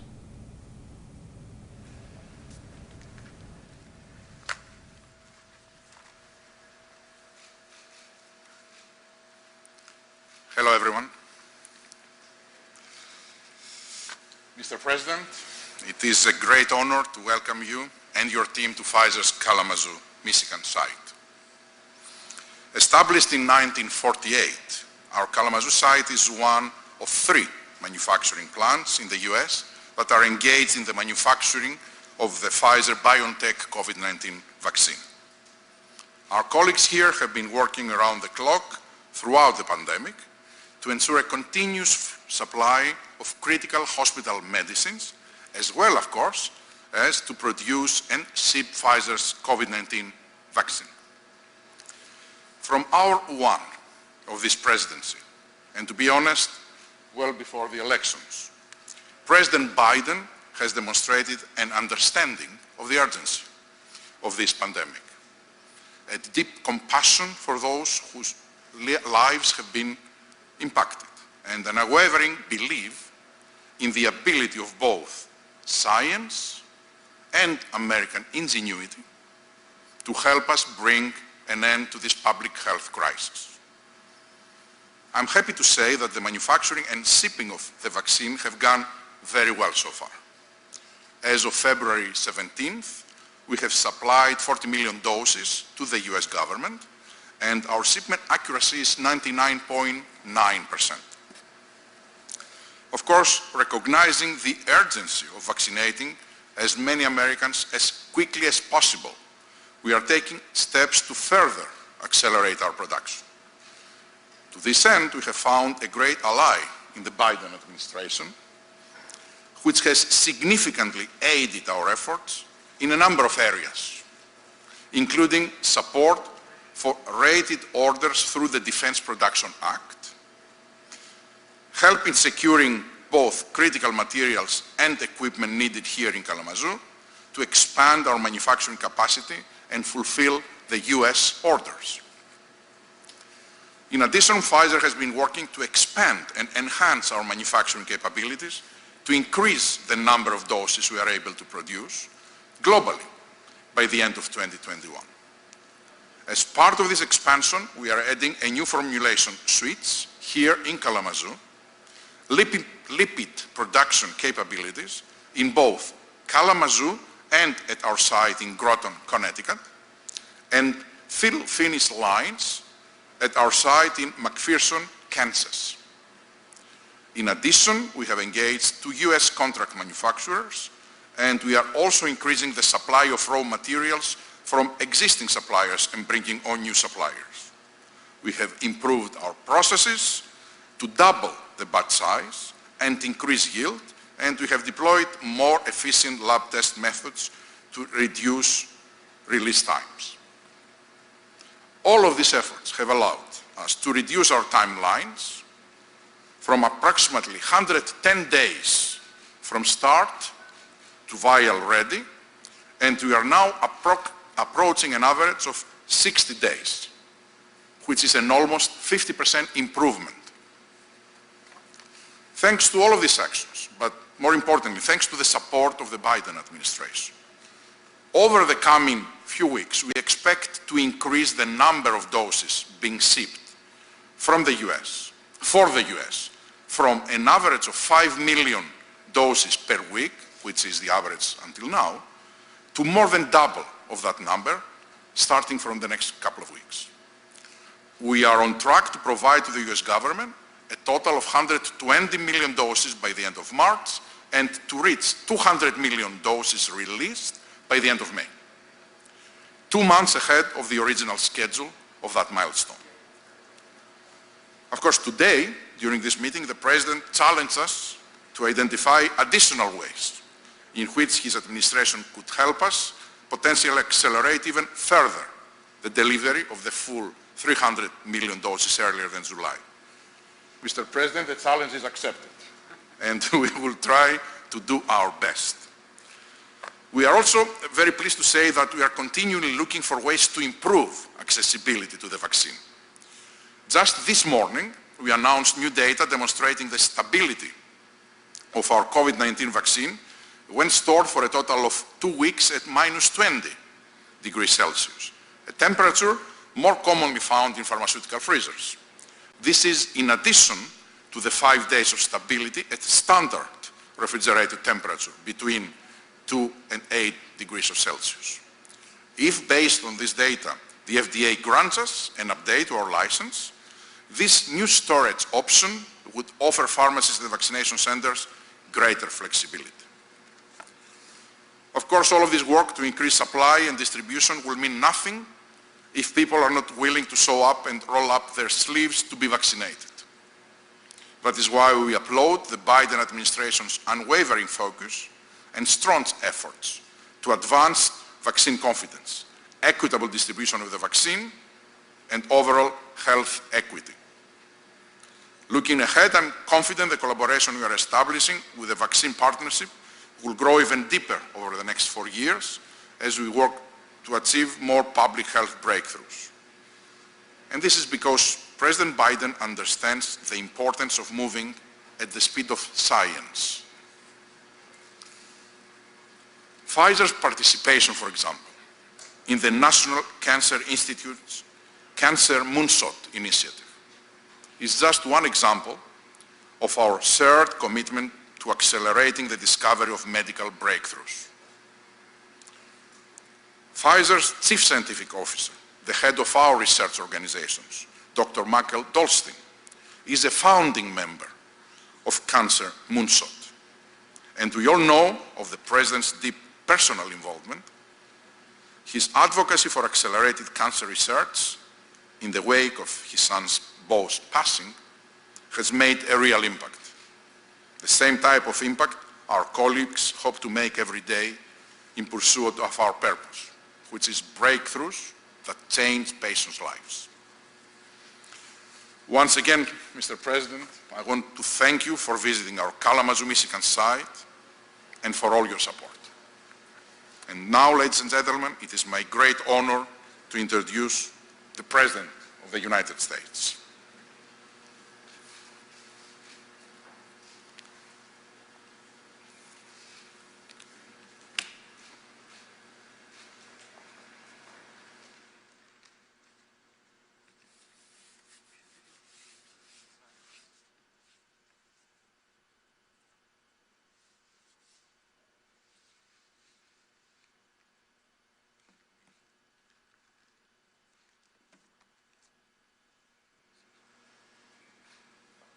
But thank you very much.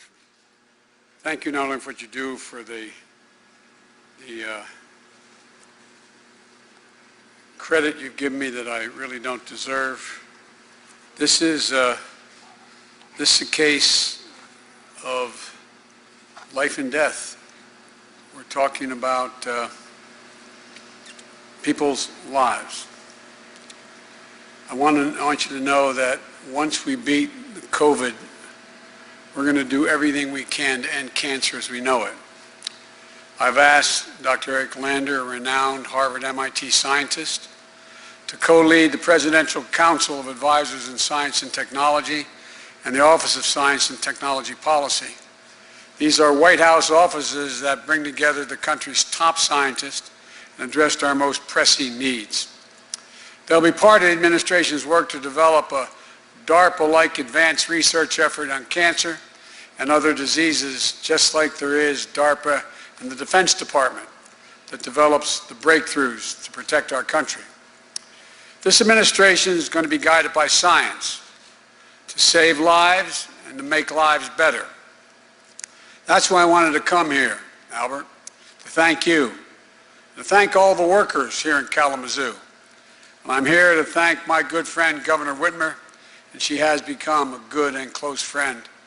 The governor's been on the front lines of this pandemic as well for a long time, and I think she's doing an incredible job in very difficult circumstances. And Michigan is also fortunate to have my buddy Gary Peters as United States Senator and Debbie Stabenow. Gary is here. Gary has been a workhorse in making sure that we move through this funding to get things done, because he understands better than anyone it's about urgency, the urgency of the moment. So Gary, thank you, Senator. Thank you for all you're doing. Last week, I toured the Vaccine Research Center at the National Institute of Health in Bethesda, Maryland. I met world-class doctors, scientists, and researchers who were critical for discovering the vaccines in record time. I remember when we first started talking about this, asking Dr. Fauci and others, said, well, it could take up to several years, maybe as many as 6 or 8 years, to find a vaccine. It's a miracle of science and the brilliant minds that we have around us. And now it's a second miracle, the miracle of manufacturing to produce hundreds of millions of doses. Let me say it again, hundreds of millions of doses. I came here because I want the American people to understand the extraordinary work that's being done to undertake the most difficult operational challenges this nation has ever faced. And let me say parenthetically that it's not enough that we find cures for Americans. There needs to be cures that the world is able to take part of, because you can't build a wall or a fence high enough to keep a pandemic out. On our tour, I met a few of your nearly 3,000 workers, Albert. Experts managing ingredients that come in from different cities and states. Experts handling 3D modeling and artificial intelligence to ensure that every dose is properly crafted. Experts ensuring sterile environments so that each vial, each and every one, is safe and free of contaminants. All this is followed by extensive safety and quality control inspection, then careful packaging and labeling. We walk by a freezer farm that then keeps those doses viable so they can be shipped. This is an incredibly complex process. And at every stop, safety is the utmost priority. The whole process takes teamwork, precision, and round-the-clock focus. Machinists operating some of the most advanced equipment in the world, working side by side with chemists, biologists, pioneering technologies that less than a year ago were little more than theories and aspirations. And it takes a partnership, in our view, between the federal government and all the companies and universities contributing to the vaccine effort. Just over 4 weeks ago, America had no real plan to vaccinate most of the country. My predecessor, as my mother would say, God love them, failed to order enough vaccines, failed to mobilize the effort to administer the shots, failed to set up vaccine centers. That changed the moment we took office. I directed Jeff Science, my COVID-19 response coordinator, to lead my administration's work with the vaccine manufacturers to buy more vaccines and to speed up delivery. Albert referenced it earlier, and I want to thank him for making it happen. Because we worked together, we're now on track to have enough vaccine supply for all Americans by the end of July. It doesn't mean it'll be in all Americans' arms, but enough vaccine will be available by that time. These orders allow facilities like this one to plan ahead, accelerate their production schedules. Here's what else we did.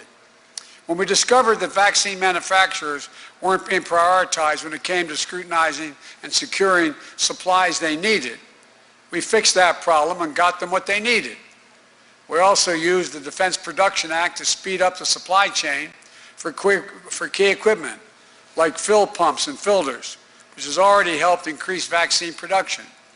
In fact, on our tour today, they showed me a critical piece of machinery they didn't have before. Now they do, and it's allowing them to ramp up production. And as we increase supply, we're carrying out a clear plan to get shots into the arms of 300 million Americans or more. And I know people want confidence that it's safe. Well, I just toured, and it's where it's being made. It takes more time to do the check for safety than it does actually to make the vaccine. That's how fastidious they are. And listen to Dr. Fauci. Dr. Fauci assured me that COVID-19 vaccines were safe. That's why several weeks ago I went through the rigorous scientific review. That's why I took my vaccine shot publicly, to demonstrate to the American people that I know and believe it's safe. That's why Vice President Harris also received her shot publicly. We all know there's some history, there's some hesitancy about taking this vaccine. We all know there's a history in this country of having subjected certain communities to terrible medical abuses in the past. But if there's one message to cut through to everyone in this country, it's this: the vaccines are safe. Please, for yourself, your family, your community, this country, take the vaccine when it's your turn and available. That's how to beat this pandemic. And we're making progress. We deployed more vaccinators, the people to put the vaccine in your arm. We're now making it possible for retired doctors and nurses to come back and under law administer these shots. We've put new vaccinators in the field. These include over 800 medical personnel from our commissioned corps at the Department of Health and Human Services, and personnel from the Federal Emergency Management Agency, FEMA, Defense Department, National Guard. We're literally lining up thousands of vaccinators, because it's one thing to have the vaccine, it's very different to get it in someone's arms. We're also creating more places for people to get vaccinated. We've provided $3 billion to states, territories, and tribes to create hundreds of new vaccination centers to ramp up the existing ones that are there. Right here in Michigan, with Governor Whitmer, FEMA has provided tens of millions of dollars to bolster the state's community vaccination centers. From the National Guard at the Expo Center here in Kalamazoo, to the TCF Center in Detroit, to parking lots and churches across the state. We've worked with governors in California, Texas, New York, and more to come to stand up mass vaccine sites and stadiums that will be open 24/7 in arenas and community centers. It's an effort that's on top of the federal government, covering the full cost for the state's use of their National Guards for pandemic efforts. And you suggested I do that a while ago, and I promised you I'd do it, and we did it. We also started shipping vaccines directly to thousands of local pharmacies across the country, so eligible folks can get the COVID-19 shot like they would a flu shot. Here in Michigan, that's already more than 220 pharmacies, like Rite Aid and Myers, in more than 130 cities in Michigan. And that's just the beginning. It's only been 4 weeks. And for folks who aren't near a pharmacy or mass vaccination centers, we're deploying mobile clinics. These are special vehicles and pop-up clinics that meet folks where they live, folks who don't have access to transportation to get the shots. We're also supplying vaccines to community health centers, federal community health centers, to reach those who are hit the hardest: Black, Latinos, Native Americans, and rural communities, which have higher rates of COVID infections and deaths than any other group. Here in Michigan, we're already partnering with community health centers, serving more than 370,000 patients in 11 cities across the state. That's because you guys have pointed out where they were, why it was so important, and how we'd get to, as Gary talks about, get to the people most in need and the people most dying from COVID. This is important to ensure everyone is treated equally and those hardest hit get the care they deserve. We're now at a point where we've seen the average daily number of people vaccinated nearly double from the week before I took office to about 1.7 million average per day getting a shot. We're on track to surpass my commitment.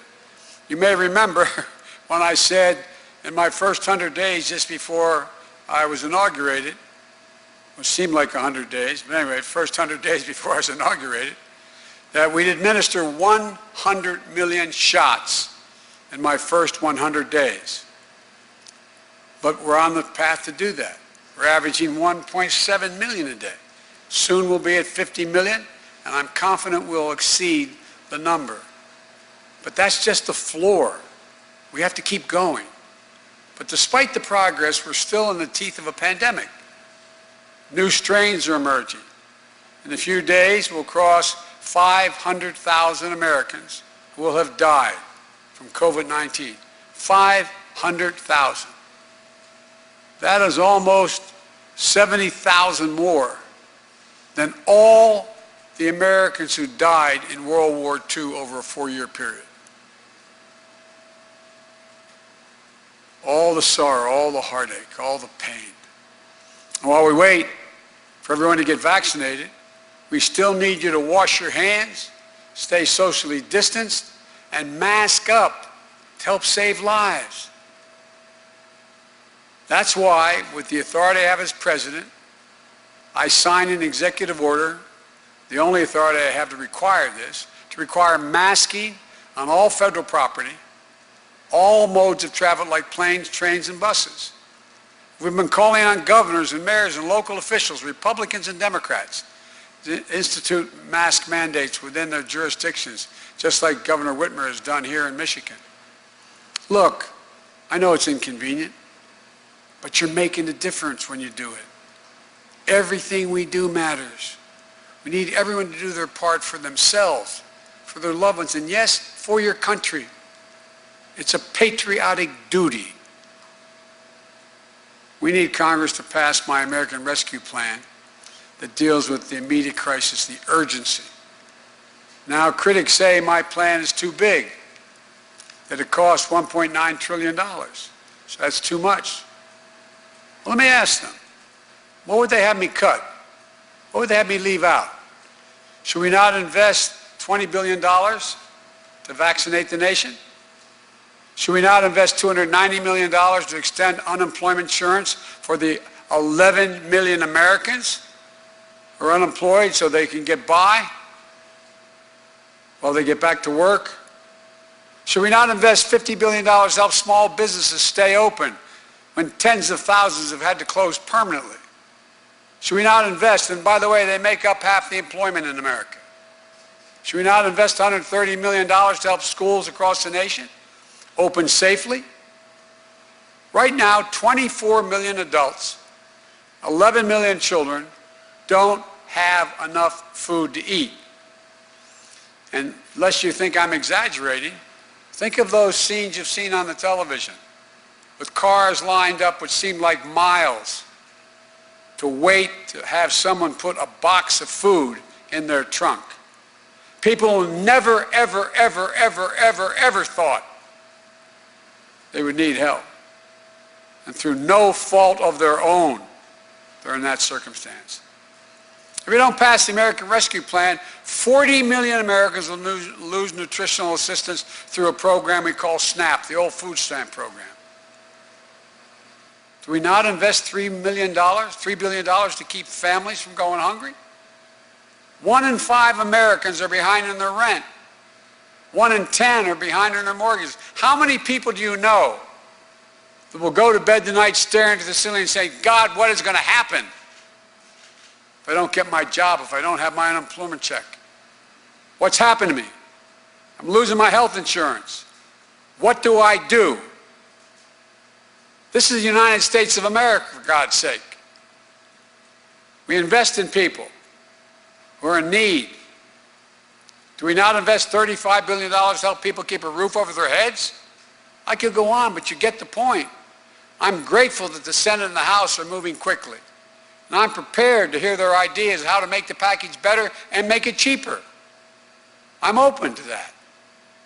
But we have to make clear who is helped and who is hurt.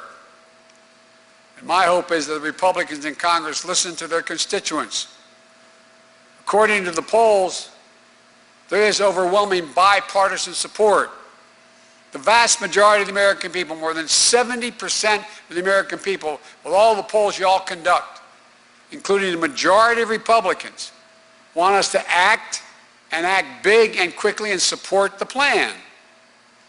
Major economists, left, right, and center, say we should focus on smart investments we can make now in jobs and our people to prevent long-term economic damage to our nation and to strengthen the economic competitiveness going forward. In fact, an analysis by the Wall Street firm Moody's estimates that if we pass my American Rescue Plan, the economy will create 7 million jobs this year. This year.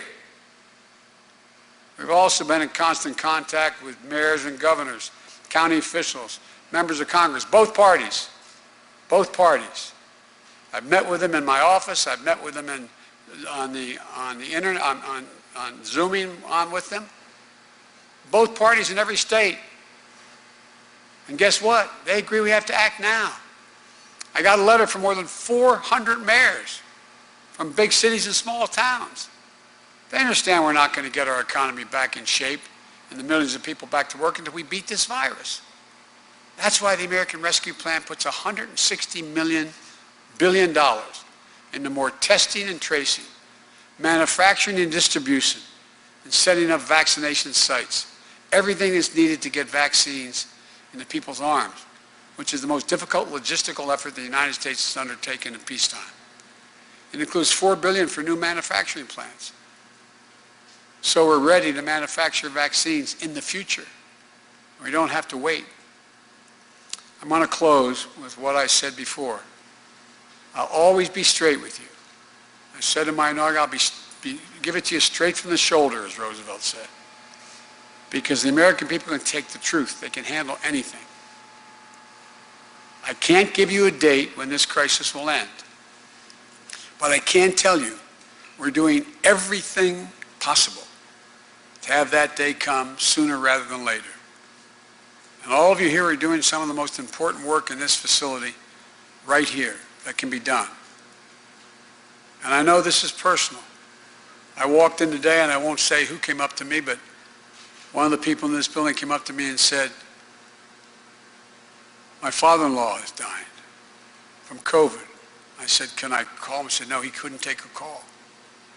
He says, keep him in his prayers, please. How many of you know somebody who's in real trouble or has passed? How many people do you know who sat down to breakfast this morning and looked at an empty chair across the table? You've seen the devastation of this virus in your family, your community, but you're stepping up. You're saving lives here, lives of your loved ones, your neighbors, your fellow Americans. You're showing how this town, this state, this country takes care of our own, leaves nobody behind. We can do anything when we do it together.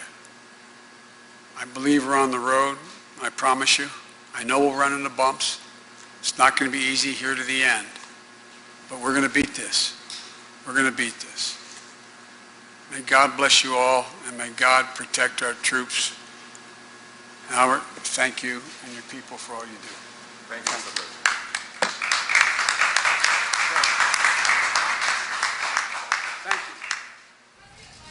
And you've been listening to President Joe Biden. Taking a question here. Hold on one second.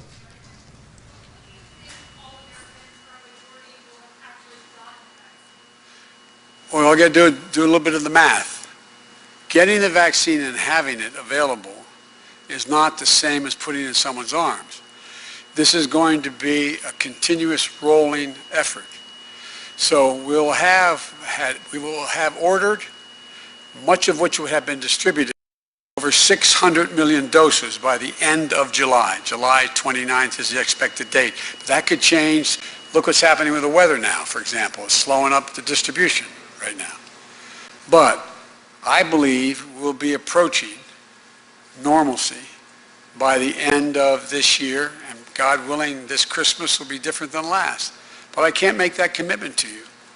There are other strains of the virus.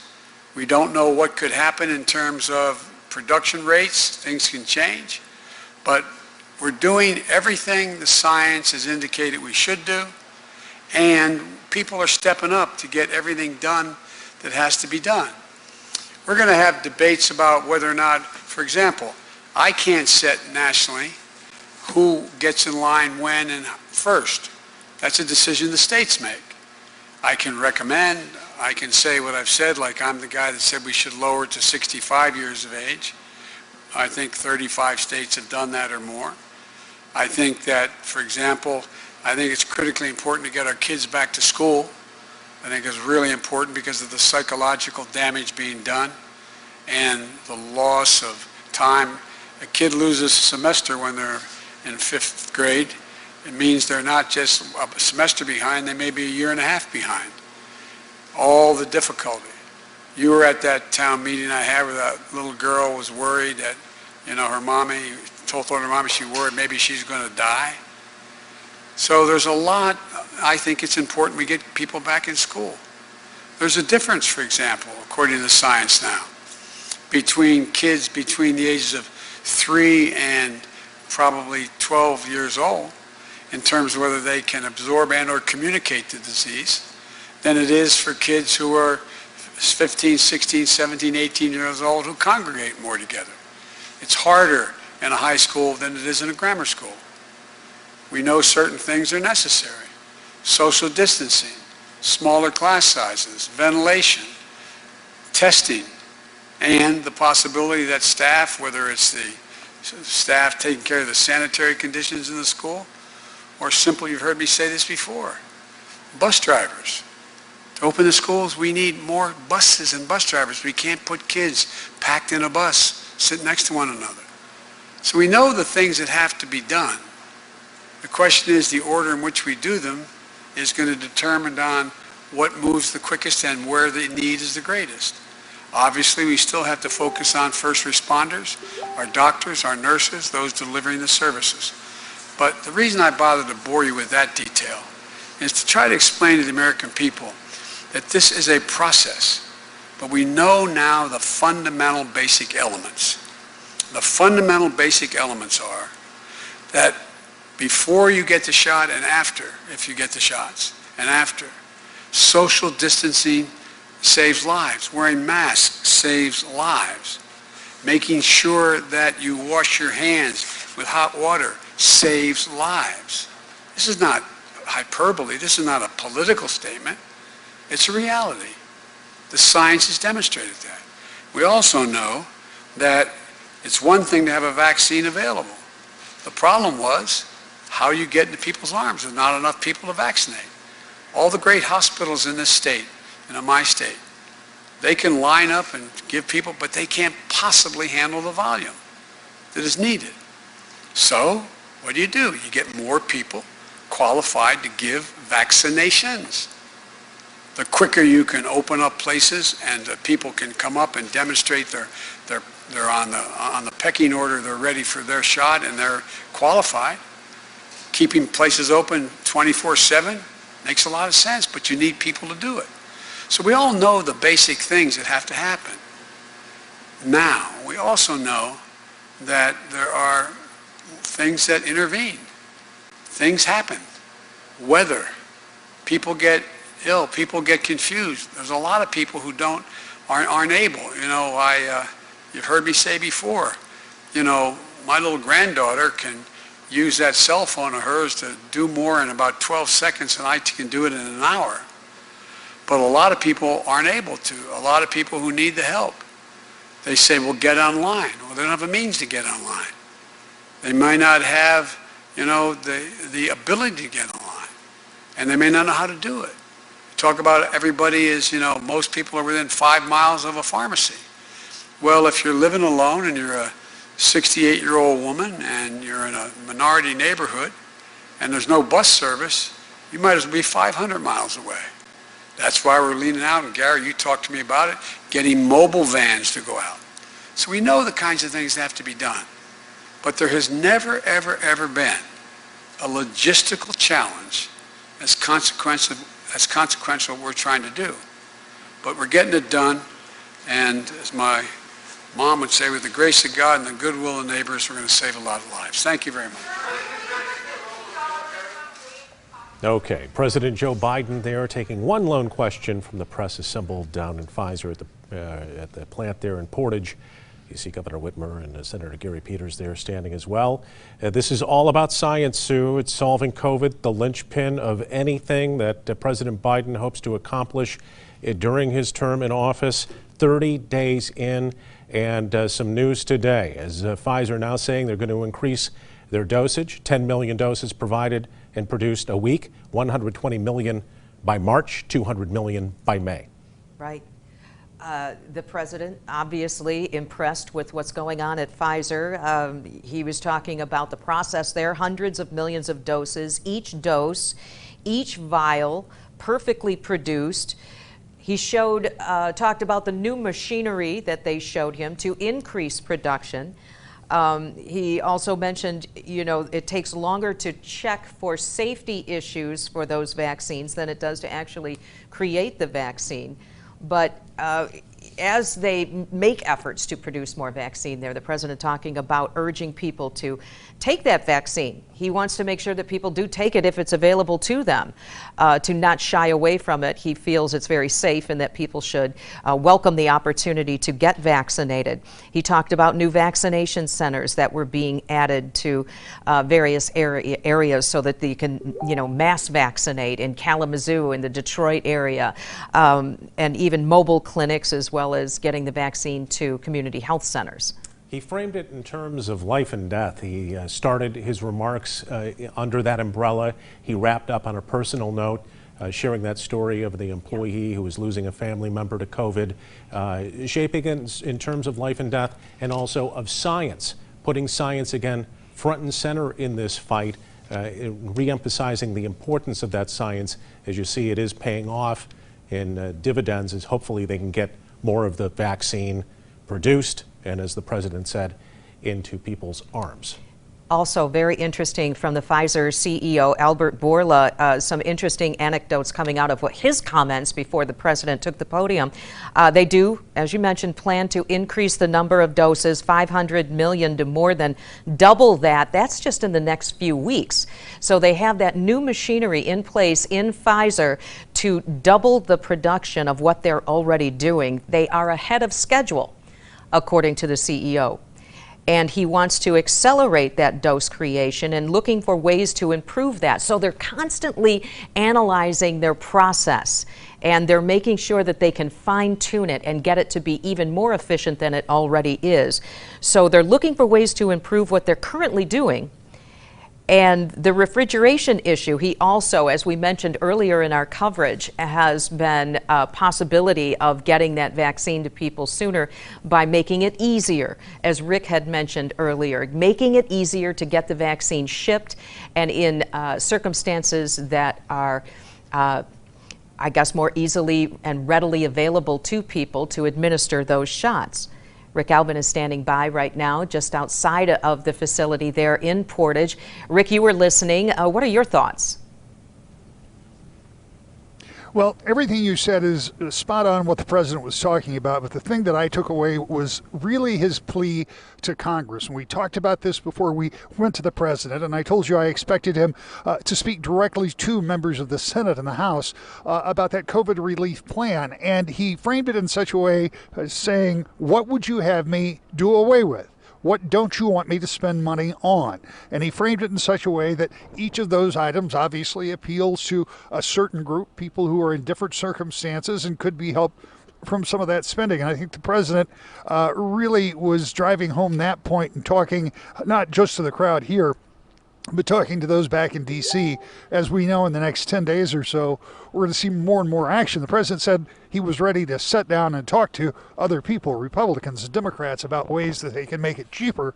But he also said he felt like all of those items that were in his plan were important, and they were important for some of those reasons that he laid out there today. So I think in addition to talking about all of the things that have to do with the COVID-19 vaccinations and the vaccines themselves and their production, I think it is that next step, that second step, which will be that COVID relief plan that the president talked about today, that I think he was really trying to target that message to Congress. Sue and Brian?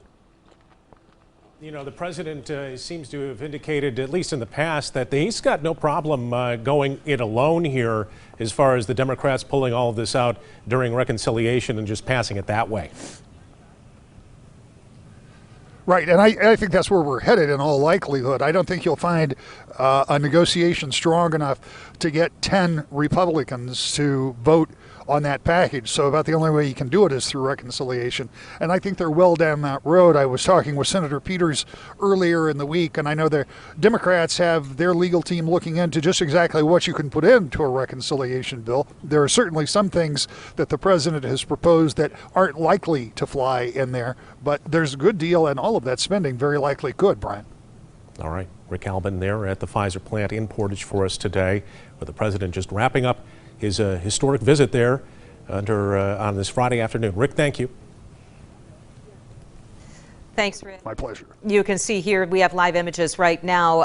This is the president returning to the airport, Kalamazoo Battle Creek International Airport. So the roads are closed at this time. You can see that the barricades are up, and the motorcade is making its way back to the airport so that the president can get on board, head back to D.C. It was a brief visit, right on time, and the whole thing has been right down to the minute. His arrival, arrival to Pfizer, his arrival into the city here, and then through the plant, his comments, his remarks, and now making his way back to the airport so he can depart and go back to D.C. But you get the impression there that he was getting a much clearer observation and indication of what it takes to get that vaccine put in place, properly taken care of, and then shipped so that the efficacy is at peak, so that when people receive that vaccine, they can absolutely be assured that they are getting the best possible medical product so that they can be ready to fight off this COVID-19 and end this pandemic once and for all. So I really got the impression that he had a clearer understanding of what they were facing on a regular basis. And as Rick mentions, you know, that $1.9 trillion rescue plan that he was talking about, he mentioned that there were aspects of that he, didn't feel could necessarily be cut. So it'll be interesting to see how they get some of those measures passed. Absolutely. And our image there froze, so we just wanted to let you know as the motorcade was approaching. So he had to be happy, the president, from what he heard today, from Pfizer at least, about them ramping up their production here. Back to more images of the motorcade now approaching the airport. But he had to be encouraged by Albert Bourla's talk about the manufacturing there and the improvements that they've already made in manufacturing, becoming even more efficient. So they're talking about doubling their doses produced a week from 5 million right now to 10, and hoping to have 200 million ready to go by May. Is 2 months out. Right. And Bourla also saying that they're ahead of schedule. They want to accelerate the dose creation, of course, and they're looking ways to improve what they're already doing. So you get the impression there that they are constantly analyzing how they can do it better. And we know that they're constantly analyzing the vaccine itself based on the variants that are turning up. So you know that they are working on this 24/7. And expressing that and making sure and impressing upon the president that those things are happening on their end, the president wanting to get that vaccine out to the people as soon as possible. So it's interesting to listen to this and to be able to go along with this tour as the motorcade now approaches Air Force One. And we are coming up on the top of the hour at 4 o'clock here. You're watching our live coverage of President Joe Biden's visit to Kalamazoo and the Pfizer plant in Portage. We have been here with you for about 2 hours. It's been a quick visit, as Sue mentioned. Wheels up, expected to be momentarily here as you're watching the motorcade approach the airplane. And our News 8's Justin Kolar has been stationed out near the airport there, watching the scene unfold. Justin?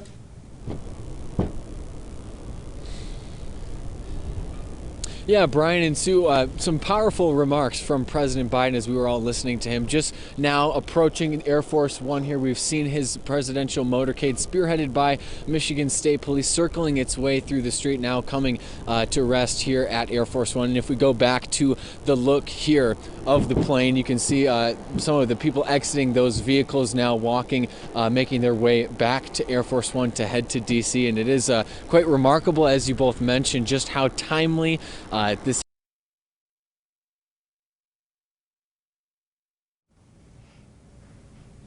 Well, unfortunately, we lost our live shot there of Justin Kolar, but here's another image of the area of the airport where the president will be getting on board the plane, heading back to Washington, D.C. after his visit here. You can see some of the people that have gathered there behind the barricades. We've been talking about his visit today, his tour of Pfizer, the remarks from the CEO, Albert Bourla, and then the president giving his remarks before he heads back out of town. Some things we've learned today is the increase that Pfizer has planned to more than double the vaccination creation over the next, even in the next few weeks. They're going to try and ramp things up as soon as they can with new machinery that's already on site at Pfizer. And that appeared to be some sort of demonstration. I couldn't make out some of the signs there, but appeared to be some other subject matter other than COVID and the president's visit there and that crowd that had gathered outside the airport. As you're looking here at the assembled media and staff now getting back onto Air Force One for their return flight back to Washington, D.C. We have a lot of coverage still ahead for you tonight on 24-Hour News 8 at 5. We'll have a complete recap of the president's visit here to the plant in Portage. We will have more on the governor as well. We'll be expecting to talk with her live during the 6 o'clock hour of our 24-Hour News 8 broadcast there. We'll ask her impressions of today and some of the challenges that she continues to face as far as distribution and the equitable distribution of the vaccine in Michigan, as that's now becoming more into focus. So still a lot more ahead for you tonight. Sure. We have a lot of coverage. We've been talking about a lot of different issues since the president arrived here in Kalamazoo. You know, a lot of today's discussion had to do with supply. We're talking about the vaccine getting to the people and having the sites set up to administer those shots. There's been some frustration across Michigan for people that are eligible in that phase, the first phase, to receive the shots and not being able to get them in knowing that the vaccine is there and not being able to get it as fast as they'd like to. So, you know, the weather being a part of not getting some of the vaccine out, there are just some unforeseen circumstances that have really had an impact on getting the vaccine to the people. But those are issues that everybody's talking about on a level that can try and make that happen to make it more fluid. And including the CEO of Pfizer addressing that earlier today. You know, Michigan needs about 11.2 million doses to vaccinate all the people here. So, so far 2.3 million doses here in the state. These are earlier images when the president was with the governor, Gretchen Whitmer, and touring what he called the freezer farm there that was housing all of the vaccines and watching the process of some of the workers there taking the vaccine that was created and putting it into some of those freezers so it's properly stored before the next phase, which is boxing it up and then getting it out the door onto the trucks and to the people that need it. Yeah, I like that phrase, freezer farm. Yeah. That's exactly what it appears to be down there. Again, all that state-of-the-art technology. This is medicine that has to be kept at sub-zero temperatures in order to maintain its efficacy. And the president getting a good demonstration of all of the equipment and the synergy involved in making sure that that continues to happen on a regular basis. It was interesting to go along on this tour. I know I've mentioned it, but you don't really get an opportunity to go inside the walls of the Pfizer facility and see what the operations look like there, this being completely set up for the vaccine creation and distribution for COVID-19. So this is all created, and each of these workers explaining the step in the process to the president to give him an idea of exactly what it is that they face on a regular day, 24/7. They are churning it out at the Pfizer facility. and getting that vaccine created and made to the people that need it. Yeah, it's been quite a journey, that's for sure, and nice to see West Michigan front and center in that. And as we were talking earlier, getting some news late this afternoon out of the White House prior to the president boarding Air Force One and heading over to West Michigan. The White House acknowledging that severe and massive winter storm system that hit much of the country over the last week will result in some delays now in getting the vaccine shipped. Both the FedEx based in Memphis and UPS and their hub down in Kentucky, both affected by that weather system. So now they're looking at least a 3-day delay in getting some of those shipments out. And we were in fact hearing from folks who were coming to their appointment. They thought they were supposed to get a shot today and the medicine wasn't there. So be sure to call ahead if you have an appointment. Here the president is some images of him saluting and now getting back onto the plane, headed out and back to D.C. Right, these are live pictures right now. The president getting aboard Air Force One. A short visit, couple hours here in Kalamazoo to see how things are going at Pfizer and making some brief remarks. Getting on board the plane right now, heading back to D.C. One of his first trips, really, after becoming president, to the state of Michigan to check on the vaccine production here.